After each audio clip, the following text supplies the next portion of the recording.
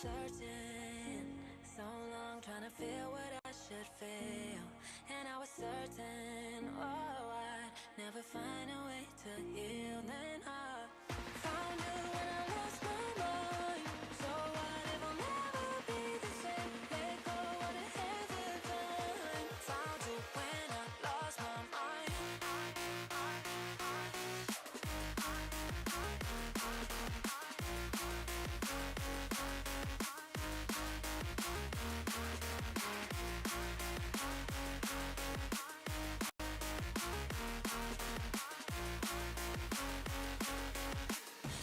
you when I lost my mind.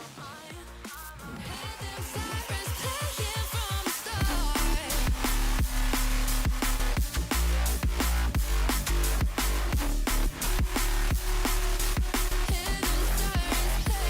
start, from the start. Hear them sirens playing from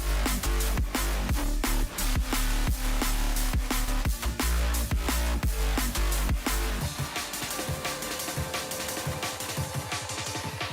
Did you hear the sirens? Did you hear the sirens? Did you hear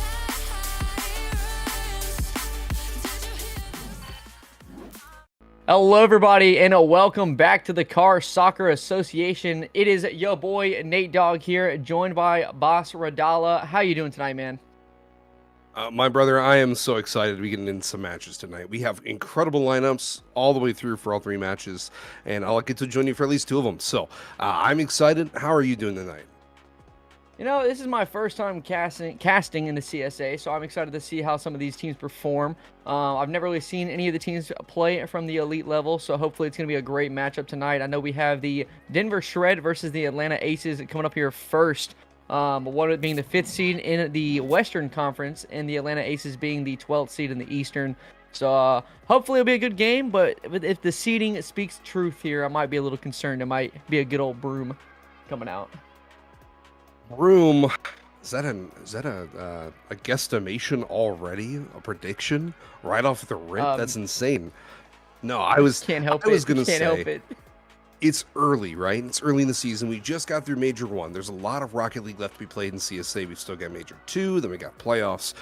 But as everyone knows, every week matters. We need to get as many wins as humanly possible prior to the playoffs, get those points seeded well. But I think we're gonna potentially get it's hard not to say I'm gonna be busting out the broom today. Myself. Yeah, I would have to say so. I mean, it's just I feel like if the standings speak the truth here, I just feel like Denver Shredder might be a little bit of an overpowered opponent for the Atlanta Aces. But who knows? Maybe we'll see a good old upset coming in. As I mean, just looking at if you're looking at the standings page on just so you know, everybody in chat, it's playcsa.com/standings. Feel free to go check that out to see the active standings of all the teams in the league. So taking a look at that real quick. Let's see here. We got the Atlanta Aces are currently 0-4 with a 14% win percentage in games, which is a little rough. They're 2-12, and then the Denver Shred they're a 67% series win percentage, and they're currently 4-2. So hopefully the Aces can turn it over. But if the stats are speaking, I think we're in for a fun time, just not a long time. That's for sure. Oh, for sure. And that's the one thing that's kind of deceiving a little bit in terms of points versus our series win-loss rate. Because if you look at the elite tier, you look at the top of the tier, you're looking at the St. Louis Archers, who are 2-4 for series win-loss. They're number one. They milked Major 1 for all 30 points. So it's difficult to look at that series score and go, hey, it matters the most because you can get a lot of points from your series. But you do, if you're not going to perform well in the series, you need to get as many wins as humanly possible in your series throughout the if you're not going to win the major, I should say, you need to win as many series as humanly possible. But if you had to make a prediction, are you actually making a sweep right now? Are you busting out the broom? Oh, absolutely. I think it's a 3-0, pretty dominant fashion for Denver Shred. Sorry to cut you off there, but I think the stat speaks for itself here. You know, the series, as you're saying, the series school, but you know, if you're not winning, then it's already not looking too good for you. So I'm picking Denver Shred 3-0 right out of the gates, and I'm not going to change my mind. Hopefully they can prove me wrong, but it'd be funny if my first prediction on here is incorrect. Look, if you're Atlanta Aces, I don't know what their roster looks like, unfortunately, right now. I mean, this is right about the time where you'd probably start making some changes. I know when we get into the Novice matchup later, there was a roster change for that lineup, but who knows? This is the time where you go, hey, we've only got 2 points. Maybe we'll go ahead and make a change, drop a player, pick up someone. Maybe we'll get a couple replay reviews in. I think Atlanta Aces come out and shock us. I don't know if they win the series, but I definitely think they steal a few games here. Maybe because I was being informed of how the ranking system works a little bit before this. So they could, if they're around the same skill level, they could kind of come out and maybe take a game. But it really is going to come down to how coordinated and in sync they are tonight. I mean, you got to make sure you're covering your bases, obviously, but you just can't afford to let Denver Shred kind of gain that momentum and really start applying that pressure and lock you in your half. Because once you do that, it's going to start turning out very badly for the Aces. And I don't have actual like game stats, like what the actual scores were of the actual game. So they could be 0-4, but they just happen to lose by 1 or 2 goals. So if that's the case, maybe you're correct. If that's not the case, I still think Denver's just looking strong. Well, and the worst part is, right, they're in that Southeastern Conference, which if you look at the rest of their conference, you're talking the Miami Makos, who, yeah, they're 0-3 in their series, but they scored 22 points through the major, really elevated them quickly, put them in 11th. Then they've got the Savannah Phantoms, who are 5-1 through their series, pulled 15 points through the major. And then you've got the Mexico City Aztecs, who are 4-2 through their series. So it's really difficult if you're looking at it this season and you're going, wow, that's a mountain to climb, because it is. I mean, you know, you went 2-14 or 2-12 through your matches. You're 0-4 through your series. There's a lot to be there's a lot to be said about a team that can rebound and really make that push. But the difficult part is, yes, they need to win games, which is going to probably require a roster swap. But Major 2's on the horizon. You know, Major 2 can get you a lot of points in a flash. You could scream up the board. Yeah, I mean, just like you were saying with the St. Louis Archers, they won the major. They're 2-4, but they're still top. So, I mean, if you're able to, maybe I think you were saying making a roster change. If this tonight does not go well for the Aces, I think they don't have any other choice. They got to make a change if they want to try and gain some momentum, especially going into the second major, like you're talking about. Because you know, I mean, as you can see with the St. Louis Archers, like you were saying, I mean, the points it'll put you up there. I mean, you said they're 2-4. They won their major, yet they're still first. So, and then there's many in that. Oh my Lord, the Meteors. Lord, I could not say that to save my life. They're 5-1 and they're still second by 16 points. So that major is just kind of doing them wonders. So maybe they can make changes, but it would have to kind of be based off of the results of tonight, I feel like. Oh, for sure. Oh, so this is your first CSA stream, brother. I'm excited. It's a lot of incredible Rocket League through all the tiers. I'm a big sucker for the lower tiers. I know, you know, in the past when I was streaming, we didn't really get a lot of them on the stream, but this year we're making a big push for it. So we do have some novice play tonight. That's gonna be so much fun. Yeah, I mean, it's always a blast, and from what I was understanding with the novice side of things, realistically, you're looking at a lot of these teams. I mean, I think Nuki, correct me if I'm wrong here, production. You said it was around Champ 1 to Champ 3, correct? Give or take? Okay. For novice, yeah. Yeah. Okay, gotcha. You can sub up or sub down, technically, depending on cap space and some other rules. But, like, I'm GC1, and I fall into novice. So, like, it's a huge spread. It's a huge spread, which means that there's a lot of versatility to be played. You know, you're gonna have one player who might be a necessary carry, or you might have a team that's built where it's got 3 people that are all like C2 that mesh really well, and they all share the load evenly. So it's a very interesting dynamic through the lower tiers in CSA between novice and academy, because of how they play and how they break out via cap space. Gotcha. Well, yeah, well, I mean, with that being said, like you were talking about, was kind of showing some love to the novice side of things. A lot of these players, they don't get the opportunity that often to play on a stream and really kind of showcase what they can do. So I'm always excited to see on the lower end of the stuff get some showtime as well. Because I mean, as a champ too myself, I don't really get to play on stream a whole lot for people, so it's always a blast whenever I get that opportunity to play on stream, play on a team, that kind of stuff. There's a lot of people in that C1 to GC1 range don't really get those chances that you might see in other higher level play. Sorry, Mr. Production, I didn't quite catch that. What'd you say there, brother? He's telling us that while the players are available, we still have a couple more seconds of yapping to be said. So we will kind of keep plugging away here. Brother, you didn't tell me you were wearing a paddock cap today. I would have repped something similar. I've got like 4 of them hanging up over there. Well, honestly, I'm just gonna blame Nuki for us having to just stall here. Okay, oh wow, blames production. Man was not prepared. Dude was in here an hour prior scrambling some graphics together. I will not take that Nuki slander. My brother has been repping all this incredible work. I mean, we've seen some insane changes with not only the overlays, but also with just like how the game represents in the pitch. I mean, he went into Dollycam. You'll probably see some of that a little bit today, where he's got some pre-programmed camera angles that actually pop through. It's really slick setup. And I'm really glad that we do get to represent everybody in CSA, so we can on stream through some quality production.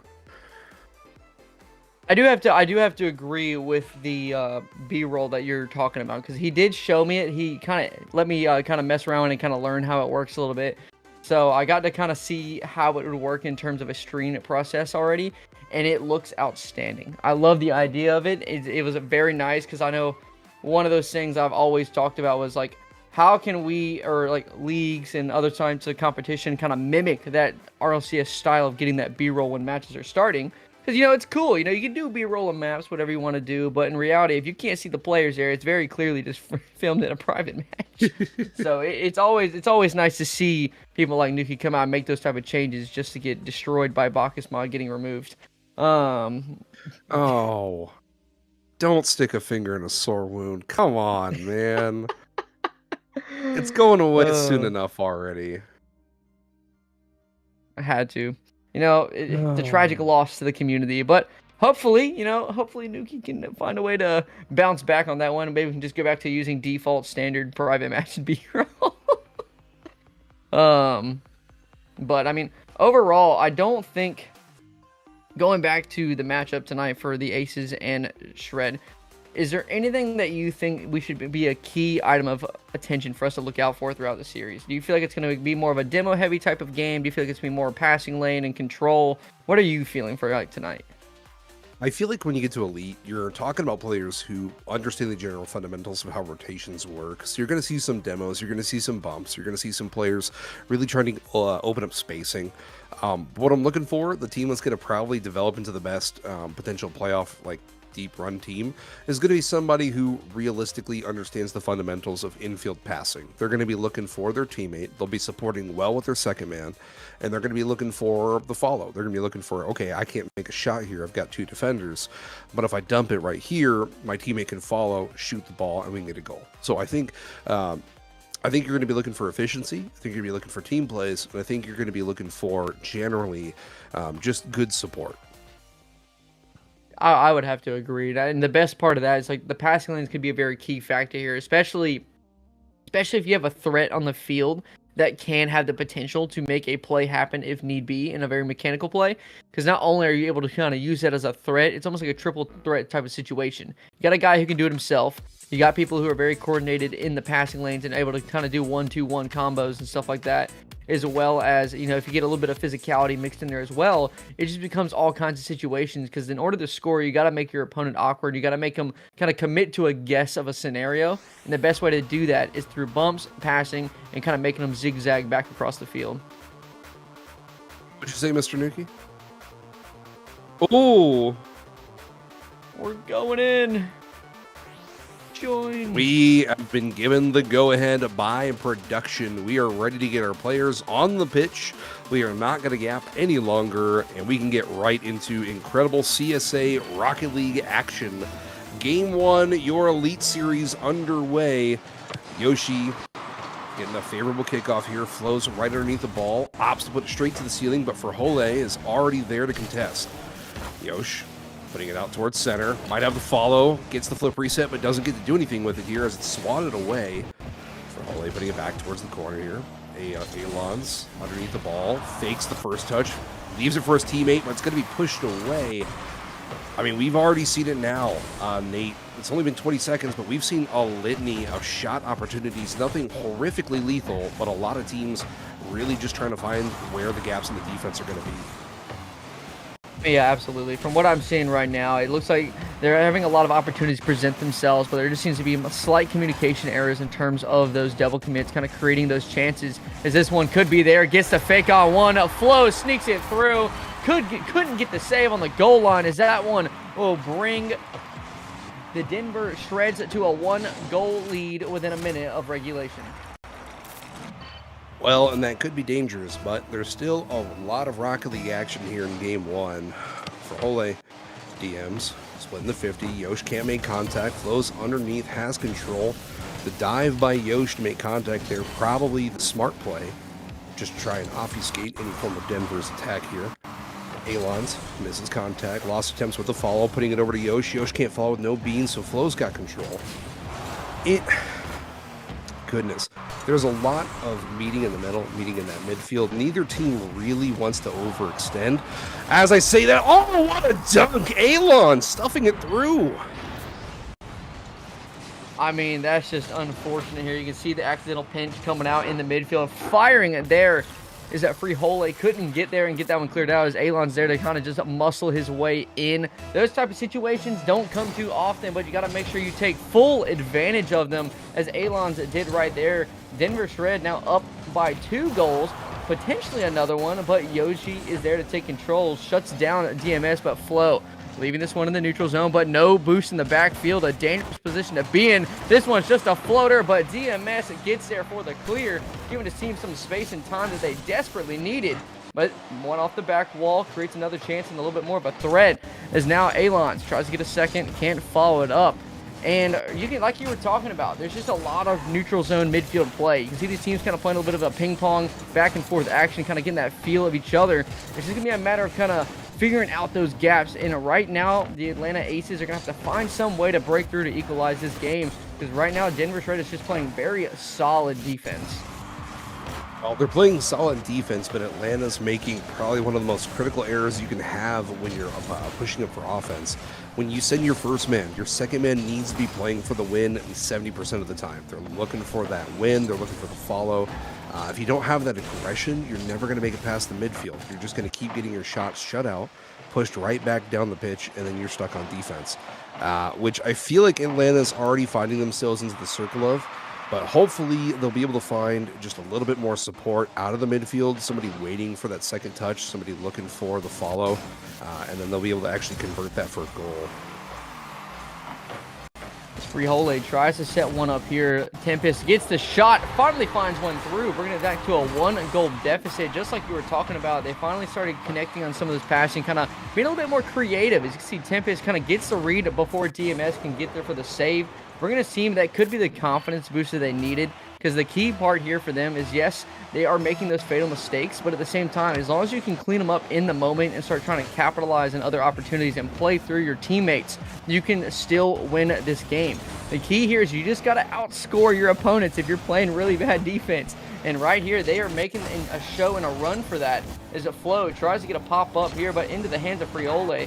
Is a great touch into the corner. The bumps coming out. Physicality, something I love seeing on a daily basis as a Flo looks for another one, but shut down. DMS couldn't get the pass, but Alon's for the shot, shut down by Frihole. And those opportunities, you can see Denver Shred already starting to reestablish that lock on the Aces. DMs has the follow. It's a little bit wide. The bump on the goal keep leaves an open shot for Flo. Flo getting their third shot, second goal already out the rip. Alons, though, putting in the dirty work, shoving Lost out of the way and leaving a wide open net. I mean, that is incredible team play. Looking to open up possibilities for your teammates when times are critical. DMS splits the 50, shoves it through. Lost is in an awkward spot. Pass off the ceiling for DMs, but Lost able to follow that, take control, play patiently. They're underneath the ball, looking for another touch. Splits the 50, but Flo puts it back into the corner. Incredible read by Lost to play it patient, and it almost turned into a quick snap goal. A quick snap goal, you said, but eventually it happened anyway. Up by 3 now. The Denver Shreds kind of just rolling through game number 1 here with a confident lead and comfortable positioning. And one thing I just want to point out from the Aces right now, yes, they are getting down the field, but we are seeing a huge lack of any threatening shots. They're kind of just soft touches, rolling shots, or kind of stuff just going off the backboard to nobody. And it's given the Denver Shreds plenty of time to kind of react and take control in possession. And just like that, no one there to really capitalize and force that one. It's just right back into the Aces half, and they're just not creating an opportunity to take advantage of. Get some physicality out there. You got to find some way to make them awkward. If the passing lanes aren't opening right now, start removing them from the equation. As Frihole tries to get one more, uses his boost, can't get the second touch, but Tempest gets it beat out by Flo. Yoshi trying to get a pass and a shot on target, but a quick save. One finally there. There it is. Alon's making a fatal mistake as Yoshi's there to bring it back to a 2-goal deficit. Interesting thing of note here, Yosh getting their first shot on target. They are the first Atlanta player outside of Lost Tempest to finally get a shot on the board. And that could be part of it, right? I mean, we talked about there's a lack of support out of the midfield. They're not really able to find great passes or open up shot opportunities. Flo, holy! The aggression right out the gate to scoop the ball off the 50, collect it, and before Lost could get back with the beans, was able to get the flick. Beautiful shot, but sorry, to circle back here. Incredible support from Denver, but we're not seeing it from Atlanta. You're not wrong there. There's a lot of opportunities that make it up the pitch and then die before there's any support. So part of that could be that they're relying too heavily on one player to initiate all their offense. That could be the case. I mean, that's the last thing you want to do in any type of roster. You got to make sure that you have a diversified amount of scorers who can be involved in the play. The best Rocket League team is a team of 3 that can play every position on the pitch. As Yoshi gets this one down, shut down immediately by Alons. As with 0 seconds left on the clock, it's looking like the Aces are going to drop as one almost finds its way through. Denver Shreds coming out very strong here in game number 1 with, I would say, a very confident and very strong win over that one. Very confident win, but it is only game 1. Atlanta could make some changes here. Part of it, obviously, yes, they allowed 9 shots from Denver. Dangerous spot to be. But if you're Atlanta, you need to get Frihole and Yosh both really in the mix. You need to get them both moving, get some more offense flowing through your team, and kind of spread the load. That time we saw they were really shut down pretty well at midfield. We'll see. I guess from my perspective, it's hard not to say Denver if they just keep doing what they're doing to just take more dubs, but we'll see what they can change going into game 2. Yeah, hopefully they can find that solution pretty quickly because, I mean, just taking a look at it, you can see the Aces had not even half the shots that Denver was able to bring out and kind of continue that onslaught. What that speaks to is the amount of blocking and potential that Denver was just kind of putting on there. They weren't really giving the Aces any type of chance to connect for those type of transitions that you were talking about. And I think one of the key things the Aces need to find a way to do is they got to start looking for these outlook passes to one another and putting use to the ball. All right, if you're able to get a clear out, great. But realistically, a clear should only be a temporary thing. If you're on your half and in a lock, you get a clear out, you got to be able to capitalize on it quickly. Because if you end up right back there, eventually you're going to start running out of boost very quickly. And next thing you know, you're just going to feel like you're suffocating on your own half. For sure, game 2 already underway. Already a goal on the board. Alons with a very hard cheat right up the mid, catches a perfect read and slots that top left. My goodness, brother. Insane work right out the gate. I mean, it's a kickoff goal, 2 seconds in, and we know we can give him a chance to come back here as Tempest tries to take this one up, but gets dusted by Flo as this one drops right back down. 8 seconds in, Denver is up 2-0. The Aces just can't find a response. You can see the bump attempt come out. forcing Tempest low and a little bit of a delay to challenge that one, and it just left a wide open net. That type of coordination is going to win Denver this series, like I was saying at the start, in a confident 3-0 broom sweep. Brother, as a caster, I love to see series go the distance. I love to see OTs, but with how well Denver is playing right now, they're going to be able to get some really good opportunities to develop their offense and really just throw anything they can and see what sticks. Dangerous spot by Yosh. Flo making a great touch here. Drops to DMs. DMs gets the pop out. A little bit of breathing space. They tried to push. Yoshi gets a pop up for Lost. Lost looking for the 50, but Alons is able to stuff it through. The follow by Yosh, though, as that waterfall straight down right in front allows them to get goal one. My goodness, is that pressure from Atlanta there? I mean, hey, they got one on the board, and honestly, it was a lot quicker than they did the first game, so that's obviously a great step for improvement here. You know, there's still 4:20 left on the clock, or 4:19 left on the clock, excuse me. That 1 second difference can make all the difference in a match, as Tempest tries to get one more but can't follow it up, as this could be another scoring opportunity, but shut down. As this one now a shot off and on the net, shut down by DMS, as this one finally slots its way in. Yoshi with a great placement, bottom right, way to be there, gets that one snuck through. DMS tries to get the clear out, but he just couldn't get it, as Yoshi gets the touch and just couldn't react in time. My brother, what was that protractor? I mean, that was insane placement here. Alon collects the ball. No, Yoshi's actually going to take a touch here. Alon putting it over DMs into an awkward spot. Flo having to make a diving touch to put it back to the sidewall.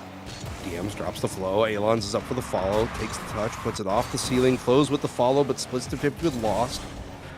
My goodness, we're seeing both teams really, when they enter the offensive third, they're really just starting to throw themselves at the ball, which is incredible support, but it's also very dangerous for the counterattack.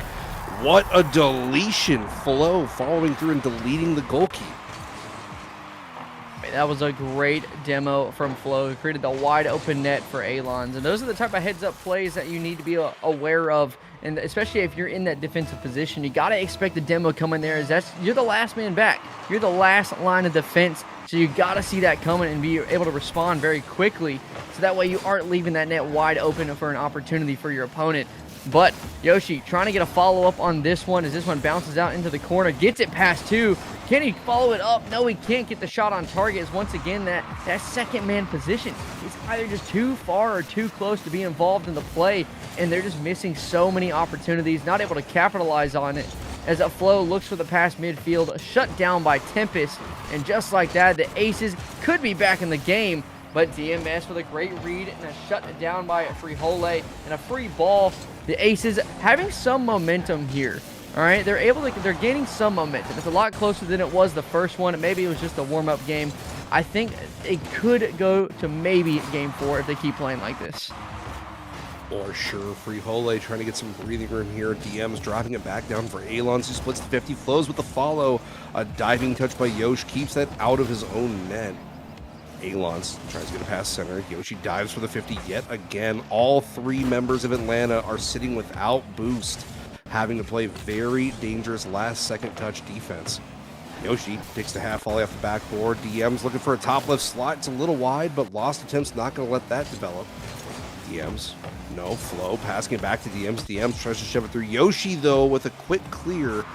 A lot of breathing space, and the shot opportunity that Alon swats away. 2 minutes left to be played here. And Nate, I am shook. This Atlanta team has really found its resurgence. I mean, absolutely. I think they're showing great signs of life here, but they're going to have to find a way to make sure they don't give Denver the chance to kind of return it in value in kind. But a dangerous touch here from DMS as Flo gets back in time for the save. As Alon sends this one back down. Yoshi forced to try and make some kind of save. Could it be there? Flo drops this one down. Tempest there to kind of clean it up. And a great bump on Alon's, but a great recovery. Gets the reset, drops it down, but a great save from Frijole as he's able to get that one out. But a shot, the onslaught coming shot after shot from Denver, and the Aces just trying to stay alive and break out. This could be the opportunity they were looking for, as this one gets 50 to cross the pitch, looking for one more. Tempest can't follow it. DMS, plenty of boost, not anymore, but he is not able to get a second touch there. Aces, I mean, I feel like we're going back to what we were at in game 1. We're seeing a lot of kind of just quick counterattack opportunities coming out and just not really capitalizing on those chances as the Flow gets this one cleared away. Well, they've definitely found a little bit more than they did out of game 1. 8 shots from Atlanta to Atlanta's 4 from the last game. And a lot of it has been just on the backs of this relentless aggression. Atlanta, even sometimes setting 2 or all 3, are really just trying to find the gaps in this bend, don't break Denver defense. With 28 seconds left to be played, Alons puts up to the sidewall, plays for control, drops it to Flo. Flo puts it on, but Yoshi's going to put this over to the sidewall. DMs is already there. Incredible control. Yoshi with the follow, pops it over one, has the ball still, looking for a pass, center splits. No! Flo shoves that away, and yet again, this will stay out of Denver's goal.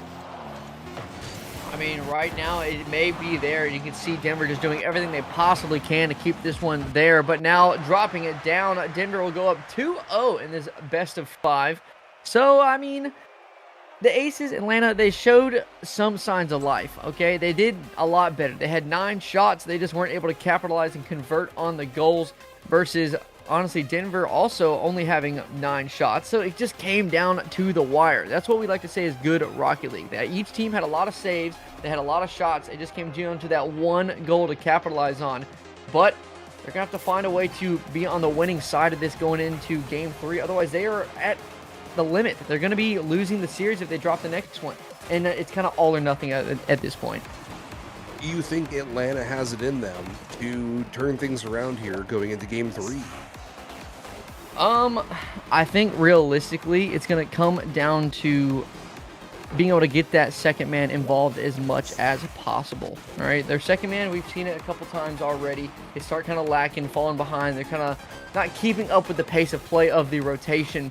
And they're going to have to make sure that they can keep up and kind of be involved in the play and help their first man succeed in getting those opportunities in the back of the net. Because if they can't convert on that, I feel like Denver's just gonna continue to kind of do what they do best.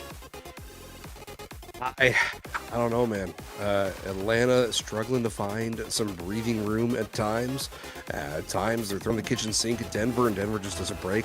It's hard for me not to be holding my broom right now, looking at the series score, going, this could be it. This could be the end of the series as Alons takes yet another Denver 2-second goal in the series.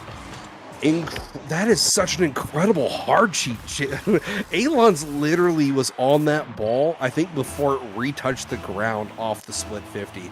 That is disgusting. DMs for Holy splitting the 50. Yosh finally able to push it over to Denver's side off kickoff. That is such a hard thing to defend against, is when you have an opponent that's just throwing themselves at the hard cheat. Yeah, it's very much a high risk, high reward type of play because, you know, you may have won at that time, but there's plenty of situations, especially in Rocket League, where you make that hard cheat and it just pops just out of your way and it's a free ball for your opponent who's also cheating.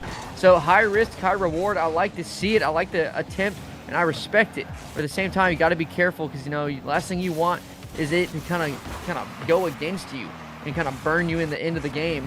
But right here, you can see they're trying to get some conversion to bring it back to a 2-goal lead, but Tempest is there to control it and take this one into his own corner. As now Yoshi tries to clear this one down. DMS taking a great control, leaving it for his teammate, but shut down immediately by Frijole. As this could be a scoring opportunity for the Aces, but no second man there to take control once again. A wide open net, missed out. They're going to want that one back. As now a shot immediately denied. The double commit Sentry couldn't get there, but Tempest is there to get that one out of the back of the net. Save this one away, but it rolls in. No, Alons can't get there. As right now, Denver is just putting on the onslaught once again, and the Aces are just trying to find some way to break out. Brother, I was almost aside myself with how incredible that pre-jump dunk was. If that would have paid off, that would have possibly been the clip of the night by far. Flo off backboard, looking for a pass over to DMs. They split the contact. DMs is trying to get back to it, but can't quite make the touch, so Lost is going to follow this up. Pass down center. Yosh could put a shot on target. Decides the fake. What an incredible choice. Seeing the trailing defender coming off the backboard in an awkward position allows Yosh to make a very, very intelligent decision to pause. I mean, right now, I think the Aces are starting to prove me wrong a little bit with their series score. They may be 0-4 in terms of their matches, and another kickoff almost slides its way in. DMS tries to get one more, but back to what I was saying here. If they don't score it here, Frijole there to pop it up, Flow for the shot, drops it down off the back wall, but no one there to capitalize as DMS takes control. But back to what I was saying, regrouping my thoughts here. The Aces, I feel like they're proving me wrong. Maybe they are 0-4, but maybe their games were all one-goal games. Because from what I'm seeing right now, that first game that we saw where it was just kind of a Denver blowout, they are playing completely different. Yes, there's still double commits and stuff happening, but they're just playing like a much better team, a lot more coordinated. They just got to find a way to capitalize and do those conversions that we're talking about. Because in game 1, they couldn't do anything. Game 2 and 3, they're showing signs and they're able to find ways to break through. They just got to find a way to work out those kinks and start applying it in a faster pace. Yosh, unfortunate touch, drops back center. Flow's going to rip the E-break, turn around, put it high, and it's a little wide. Alons will not be able to follow that. Frijole is able to get a diving touch, splits the 50. That's all the way across the pitch. Flow, DMs can't make touch, so Yoshi might be able to follow. No, Flow is already there. Denver applying a little bit of their own hyper-aggression here. Alons, pop once, looking for the bump on Yosh, doesn't get it, but Yosh has to hesitate. What a block right in front of the net. I thought with Yoshi being caught off guard, dodging the bump, they might have not been able to get back to the ball, but they do, and this is going to stay 1-1 with 1:30 left to be played. It may be 1-1, but it's not looking like it's going to be like that for long as Yoshi finds the gap with a beautiful 50 and the demo on the back line. Frees up an open net for the Atlanta Aces to start a lead here in game number 3 to keep their match hopes alive. That's what we like to see. Yoshi realized that there was an overcommit in their third man, gets the 50 out, and a great recovery to get back and ensure his team has the lead. But with 1:26 left on the clock, they're going to have to make sure they can hang on to it because Denver's not going to let them let that one go. So they're going to try and find a way to get a quick counterattack as Tempest gets a pop off the ceiling. DMS looking for the pass to the sidewall, but Flow, no boost in the tank, but a great bump gives him the time. The flick he was looking for, but just not able to pop it over as this one now floating into the midfield. Frijole does get a pop up. Tempest gives the pass back, but a great touch from DMS forces this one down. Allen's there for the shot, followed up by DMS. Yoshi with a great contest forces that one out. You can see the coordination from Denver as they're just continuing to pick up the pace, trying to find a way to break through here, but the Aces are looking strong. You just got to make sure they don't make a fatal mistake, as that could have been, but a great save from Frijole. As right now, the Aces are stuck. They're in there. They finally find that way through. They're just going to want to extend that lead as this clock starts ticking down here. Denver's going to need to find a way to get one in the back of the net. Flow splits the 50. 25 seconds left to be played. If Denver wants the ability to close the door in the series, they're going to need a goal here and now. Yoshi putting it high. Flow takes the half volley off the DMs. DMs looking for a redirect. Doesn't make contact. Flow's already with the follow, though. That's going to be high off the backboard. Lost. Takes pop number 1, has control, takes pop number 2, DM splits the 50, dunks it over one defender. Yosh can't make contact. Alon's putting it wide. DMs is going to have to put it back into the corner. It doesn't, but they get a favorable bounce that's elevated. Lost has control. How does Alon's proceed here to keep this off the ground? DMs putting it off backboard. Flow with a quick elevation. Gets it through one. Alon's with the 50, down to DMs. No, it's going to make contact with the ground, and Atlanta gets a bit of an upset here in game 3 to hopefully open the door on their own series. Holy cow, they only had 3 shots and they converted 2 of them. I mean, if they're good shots and you can put them in, that's all you need, you know? I feel like from what I've seen from Atlanta, they play a very defensive style of rotation. They play very defensive, quick counterattack, right? The problem with that is you got to make sure that you're staying safe on your defensive side. You can't be overcommitting as your third and all that stuff, but you also got to keep in mind, I feel like the Atlanta had a lot of opportunities that kind of got missed by that second man kind of being MIA in that rotation. So they may have 3 shots, they may have gotten 2 goals, but I feel like this could have easily been a 4 to 5 goal type of game.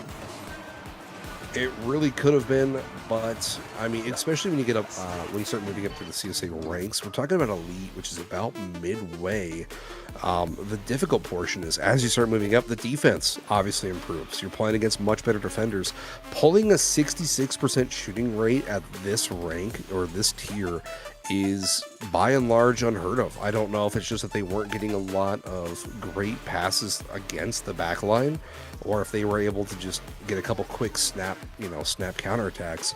But the ability to convert at that rate is almost criminal. Yeah, but we're going to see if they're able to keep that rate up here in game number 4. The Atlanta Aces taking their 3rd game win of the season, trying to bring it to their 1st series win of the season. Alons gets 50'd out by the double commit from the Aces. Now Flo not able to get the read, but does get a pop down field. Tempest there to follow it up. Looks for one more. The bump coming out is now Frihole is all over this one and dropping it down for his teammate. Looking for the bumps as well. Yoshi trying to get one or more, looking for the bump as well. There it is. He can't get it. No. Tempest not trusting the process. Leaves there an easy clear, but Frihole tries to get a quick shot shut down by DMS. Another one comes out from Yoshi. Plenty of time and space. You can see Denver, I feel like they're starting to play a lot of that ping pong game that we were talking about the Aces doing in game number 1. Maybe the Aces taking that game might have rattled them a little bit, but it's not looking like it. But Yoshi with a beautiful save on the goal line gets that one out of here and prevents Denver from getting the first goal. EMs looking back center. Flo stuffs it through. Insane play. And yeah, we were talking about how insane Atlanta's defense has been. They were lining up a lot of great dives, but Flo finally just decides a big body play was needed to be made by a big body player. For Hole, Alons getting another kickoff here, drops back 50, flows with the insane sheet, looking for that quick aggression. Yosh off ceiling, can't quite, no, underneath, fakes the contact and keeps control. And that puts 2 players from Denver out of position right off the rip. Lost. Deep touch outlet. Frihole looking to follow, split to 50. Alon's over 1, dropping back to DMs. No, DMs is a little bit up too far. And instead Atlanta will keep applying more pressure through this relentless onslaught. Yeah, I mean, Atlanta, they're just keeping that locked up nice and tight as a drop down Friola. There it is, the equalizer here with 3:25 left on the clock. Atlanta taking full advantage of that little bit of an overcommit from that third man, looking for the passing lane. There it is. Frihole, you could see he was waiting for it. A wide open net. He noticed Alons was pushed a little bit too far up the field. That third man wasn't playing safe. And those passing lanes are exactly what you want to see. All right? Those passing lanes, the coordination between the team, that type of synergy it's how you win a series and get a good reverse sweep. But Alons tries to put one himself on target. Can't get it as well as Flo with a beautiful 50. Tempest looking for the outlet pass, but not enough juice behind it. DMS tries to do it himself. Gets shut down by Tempest on the double tap attempt. Now, Frihole looks for the pass off the side wall, but a great bang from Alons. Yoshi all over it, though. Tries to get one or more. Can he put it on target? DMS with an awkward save, but does get that one cleared away.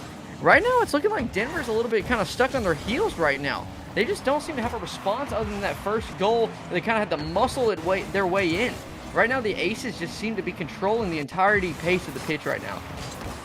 Well, and it's a dangerous spot here. Rocket League is very much a momentum-based game. You don't want to be going into Game 5 having just lost Games 3 and 4, especially against a team that's really starting to find their stride. Yoshi elevating, gets it over. No, Flo is able to make contact and push that back to the sidewall.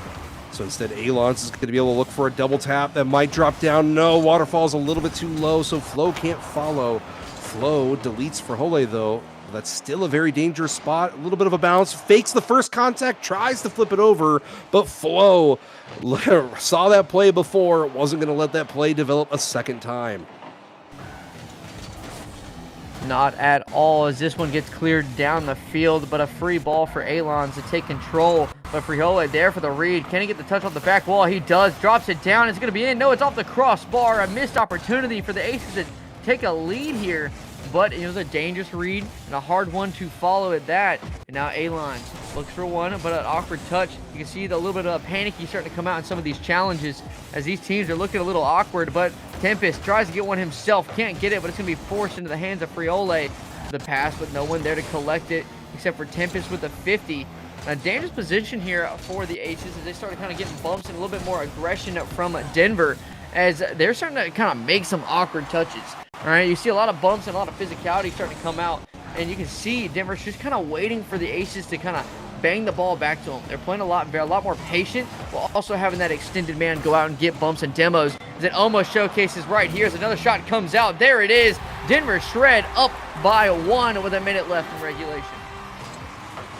I really thought that touch by Yoshi might have been a bit of a misplace, and that might be the slight diving save that put them awkward.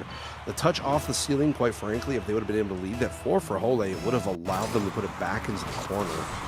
Lost, though. They've got a minute left on the game, and if they want a chance to win this series, they need a goal very quickly.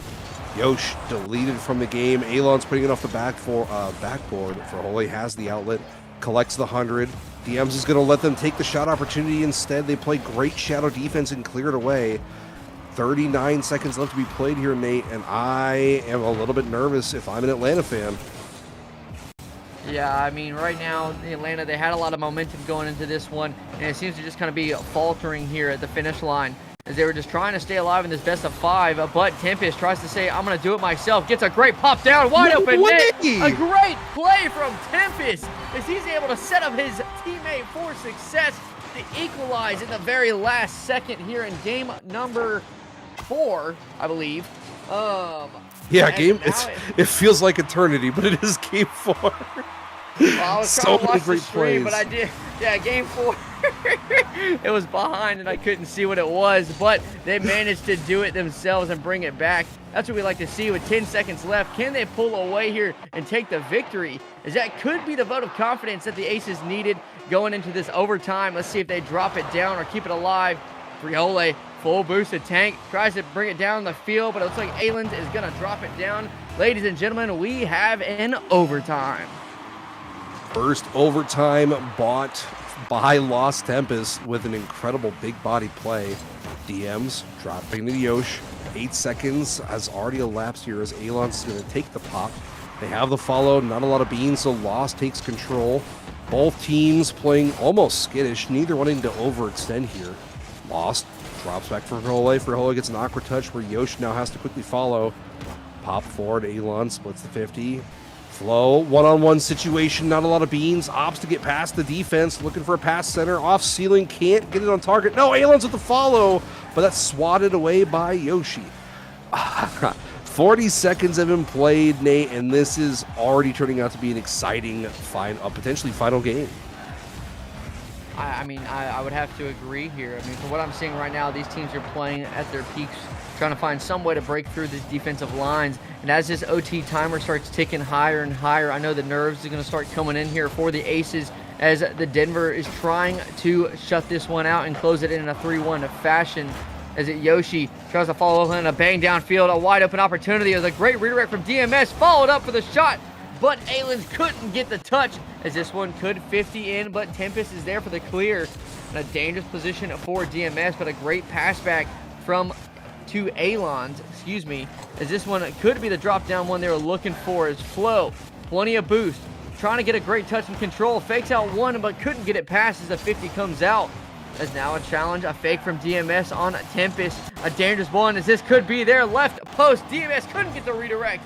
It's Free Hole there to get the clear out and leaving this one, but no one there to challenge. DMS with the whiff of the century, as that one could have for sure helped his team, but Alon trying to get one more. So many dribblers right in front of the net that just aren't going in. 2 minutes into OT. Both these teams gotta be sweating by now as this one's downfield. Wide open net. No, Ayland gets back in time as this one is starting to make me get very stressed. 2 minutes and 10 have been played. Both teams have taken their fair share of shots. DMs trying to get a bit of a big body play here. Yoshi fakes the first touch, splits the 50 with Flow. Lost has quick control. Alon's putting it back center, but Yoshi can't let that go back center. A great outlet, an elevation, looking for a shot. No, fakes contact, pass back center, that drops. Lost with a bump of 50, pushes it back to the corner. Lost is looking off the backboard, but DMs puts it over to the sidewall. Denver, what an insane goal line stand here. Keeps their play alive as Alons is now quick with the counterattack. Fakes contact, drop center, push to the sidewall here. Frijole, a little bit of a pinch. Very favorable bounce. Flo, though, able to elevate for it. Alon's the quick dive, putting it up pitch. Turning. Yoshi, though, splits the 50, puts it right back top center. My goodness, brother. This has been nonstop. Both teams just trying to find that gap here. Flo has to quickly elevate. Oh, my. What are these defensive touches we're seeing? I mean, I don't know. I feel like it literally just came out of nowhere as another one comes out right there. A shot on target, blocked away. This could be it. Tempest, top right bends. No, off the crossbar. The momentum now in Denver is Alons. He's going to be there to take control, but a 50 out to DMs as now he's got a lot of boost in the tank, but a 50 since this one into the hands of Tempest. He's trying to make sure it goes in as Flo gets lost in the Tempest. As now Yoshi's there to control it. DMs trying to find one more. A dangerous ball. Gets the demo. A great touch from Tempest, saving his team from an absolute catastrophe. Now this one, we're almost at 4 minutes of OT. This is a crazy game. Both these teams giving their all. The Aces playing like they have something huge to lose. Potentially a roster spot from what we were talking about before the game started. But Flo looks for one more. Gets shut down immediately by Yoshi. As Yoshi there to take control, but a great boost grab from DMs does create some space. As this one's awkward. Alan's there to try and get a touch. Gonna get it past Tempest. He does. This one could drop down. A wide open net opportunity. No. But Friola gets back in time as this one is now just getting dangerous in danger. Just coming out left and right as this one's gonna go off that back corner. Now Friola is there to send it back down the field. Well, they do have a lot to play for here. Like I mentioned before, Rocket League is a very much momentum-based game. A win here for Atlanta gives them a 2-win, effectively, streak going into Game 5. So there is a lot to be won here on this pitch. A great diving touch by Alons as Yoshi's deleted. DMS unable to make contact with the ball, so Frijole coming off sidewall has control, can't get it past Alons. The suffocating pressure from Denver is starting to become a little bit too much here. Lost, controls, splits the 50, that drops back down center. DMs able to make contact, but unable to put it on target, so instead Flo elevates over one, gets bumped out of the play. 5 minutes and 22 seconds have already elapsed. A whole second Rocket League game as a very dangerous play by Denver here, pushing their third up the pitch, leaves Yoshi for a shot opportunity. It's slow, it's wide, and oh no! An awkward touch. Denver, no! Unable to put it away. What is going on? Both teams having incredible offensive opportunities swatted away instantly by incredibly fast defenders. As this one's now just a dribbler there. Top bends. Yoshi puts it in. The Aces take another one in the series. Ladies and gentlemen, we are going to Game 5 on Champions Field. Oh my goodness. 6 minutes of overtime have passed just to fall apart at the very last second right there on the goal line. I knew as soon as I saw the triple 50 on the goal line, I had a feeling the Aces were going to win this one. Apparently, I'm just a caster curse here, okay? I'm just a caster curse. I said Denver sweeps it, and we're getting a Game 5 with a 6-minute OT Game 4. What Dude, a series so far. It went so long, DMs needs a quick bathroom break. I mean, we literally got 2 full Rocket League games in Game 3. That is insane. Sorry, Mr. Production, I didn't quite catch that.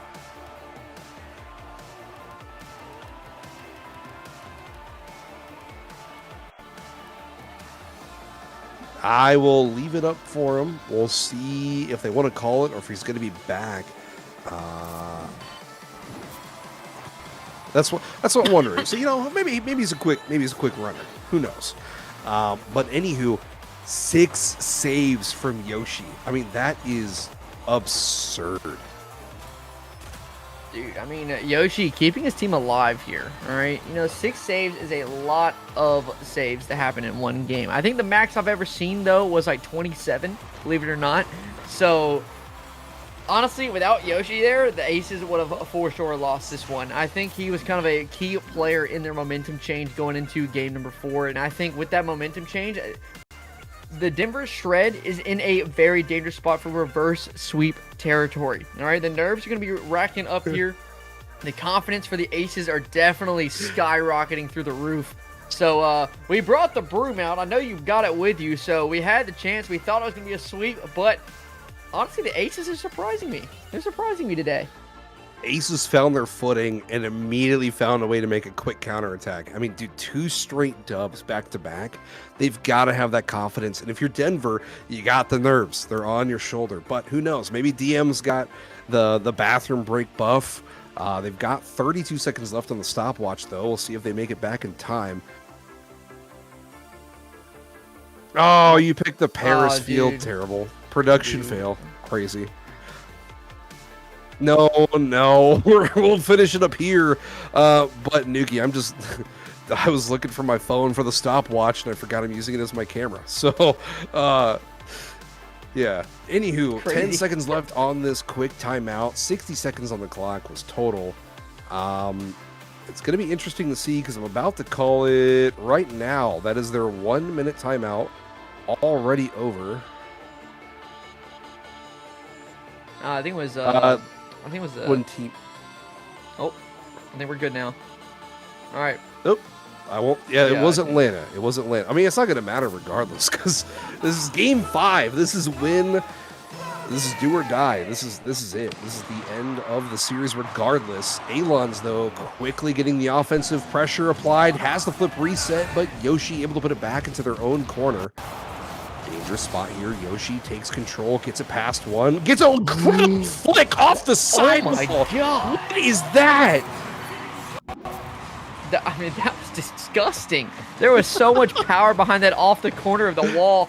Honestly, that even as a flow, I would have never expected that to happen. You know, usually when you hit a flick on that, when you're sitting on the corner like that, you kind of just get a little bit of muster. Doesn't really go too far, but that one was just a skyrocket as it just gets sent down the field. But DM's trying to return the favor with the flip reset. Gets shut down by Yoshi. I know Yoshi is tweaking right now with confidence as he has just been an absolute monument to his team right now. He has been the backbone of orchestrating his team's success here as he tries to get one or more. But Alon's there to get a clear downfield, 50'd out by Tempest. There's now DMs with a 50 on Friole in the neutral zone. Flow beating out Yoshi. A dangerous challenge here from Tempest. No connection on the double. A missed opportunity for Denver as now a 4:07 left in regulation here. You know, plenty of time to find a response. I feel like the key here, is going to be trying to find a way to shut down Yoshi because he's just been an absolute masterclass of orchestration for his team. The Aces have officially turned over a new leaf here, going up by 2. Brother, Yoshi just cut the most disgusting flip reset that pushed up the Friole. What is that? Or it's a Lost Tempest. Sorry, I gotta recollect myself here. Yoshi is straight up popping off when it matters most. 2 goals, straight up credited at this point to Yoshi. I know there's no assist on the last one, but that is an insane flip reset to push it up to Tempest to then get a follow-up pass for the shot. Insane. Yoshi splits the 50 off sidewall. A quick touch by one. Oh my! Dude, Yoshi's an animal right now. You can't stop him. He's locked. He wants to win. So there will be a car inspection after this game. Holy Nate. Dude, I mean, right now, Yoshi has just taken this one and started running away with it. Kickoff goal may have come through, but I don't think that's going to stop him, all right? Kickoff goal may have put a stop to it, but just shake it off, go next, because right now, they are just... Yoshi's just kind of putting the team on his back and just taking them to victory right now. Orchestrating passes, making solo plays and double taps, putting his team in the lead. If he keeps doing that, I don't think they're going to be able to find a response as Tempest gets a 50 on the goal line. Flow, little rattle, couldn't get the touch there. A shot from Yoshi, sends this one there. Friole can't follow it up, but a pass back to Tempest. There's another one, but a team redirect sends it back into his own half. But Yoshi there to clear it back downfield. Looks for one more. Is a great 50. Sends this one down into the Aces half. A shot on target. Couldn't put it there. Goes off that right side post. I think the key right now for Denver is they're going to have to find some way to shut down Yoshi. They got to find a way to make a quick adjustment here in game of 5 to ensure he does not get the time and space he desperately needs. As a shot from Flow, top bins, can't get the save. Tempest lets that one in. A pass off the ceiling. back to a 1-goal lead for the Aces. 252 is a lot of time in any Rocket League series, especially when we've seen both teams playing incredible team plays, and they are neck and neck all series. Frihole splits the 50, DMs off ceiling, looking for a bit of a pinch, doesn't get the power they're looking for, so Yoshi has control underneath, looking for a flip reset. It's cut out underneath them. Lost, putting it to the sidewall here. Yoshi is still with the play. Not a lot of boost, but gets the flip reset to keep it alive.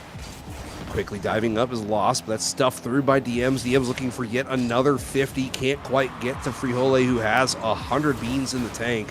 Incredible 50. Dropped for Flow. Yoshi has control. Off sidewall, looking for a touch to themselves out the backboard.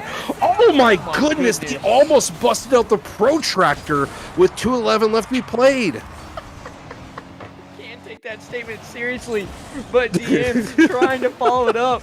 A great stop. No, Flo is going to be there to put in the equalizer, bringing his team in his game back to a tied one with 2:02 left on the clock. We are back to ground zero. Time to go back to that 0-0 mindset. Everything matters at this point. A great shot from Flo, though.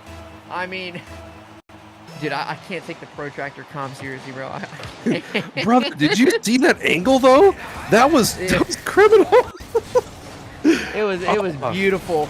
It was beautiful. But as this one gets redirected back down the field, Alon's going to try and get a set up for his team. Yoshi there for the quick challenge, shut down immediately by Flo.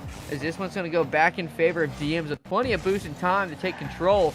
Looks for the beat against Tempest. Does get it past. Gets it past two. Can't get it past the third, though. But Frihole trying to do one himself. Blocked away by Flo. Yoshi just trying to find something to set up his team. Couldn't get it as this one gets cleared away. DMs with a shot on target.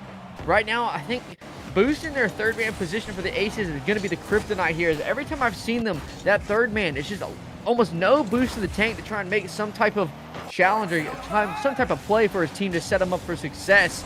But Frihole there to try and do one more. Leaves this one for Yoshi, the man of the hour. Can he get a second touch off the ceiling? Gets a drop down. Can he get it off the crossbar? As this one gets forced up off and bounces out once again. Alon's there for the clear. Boss, they just can't seem to find a way in, as right now Denver is just controlling here in the last minute. It is so difficult to find a shot on target as Alon's puts it in.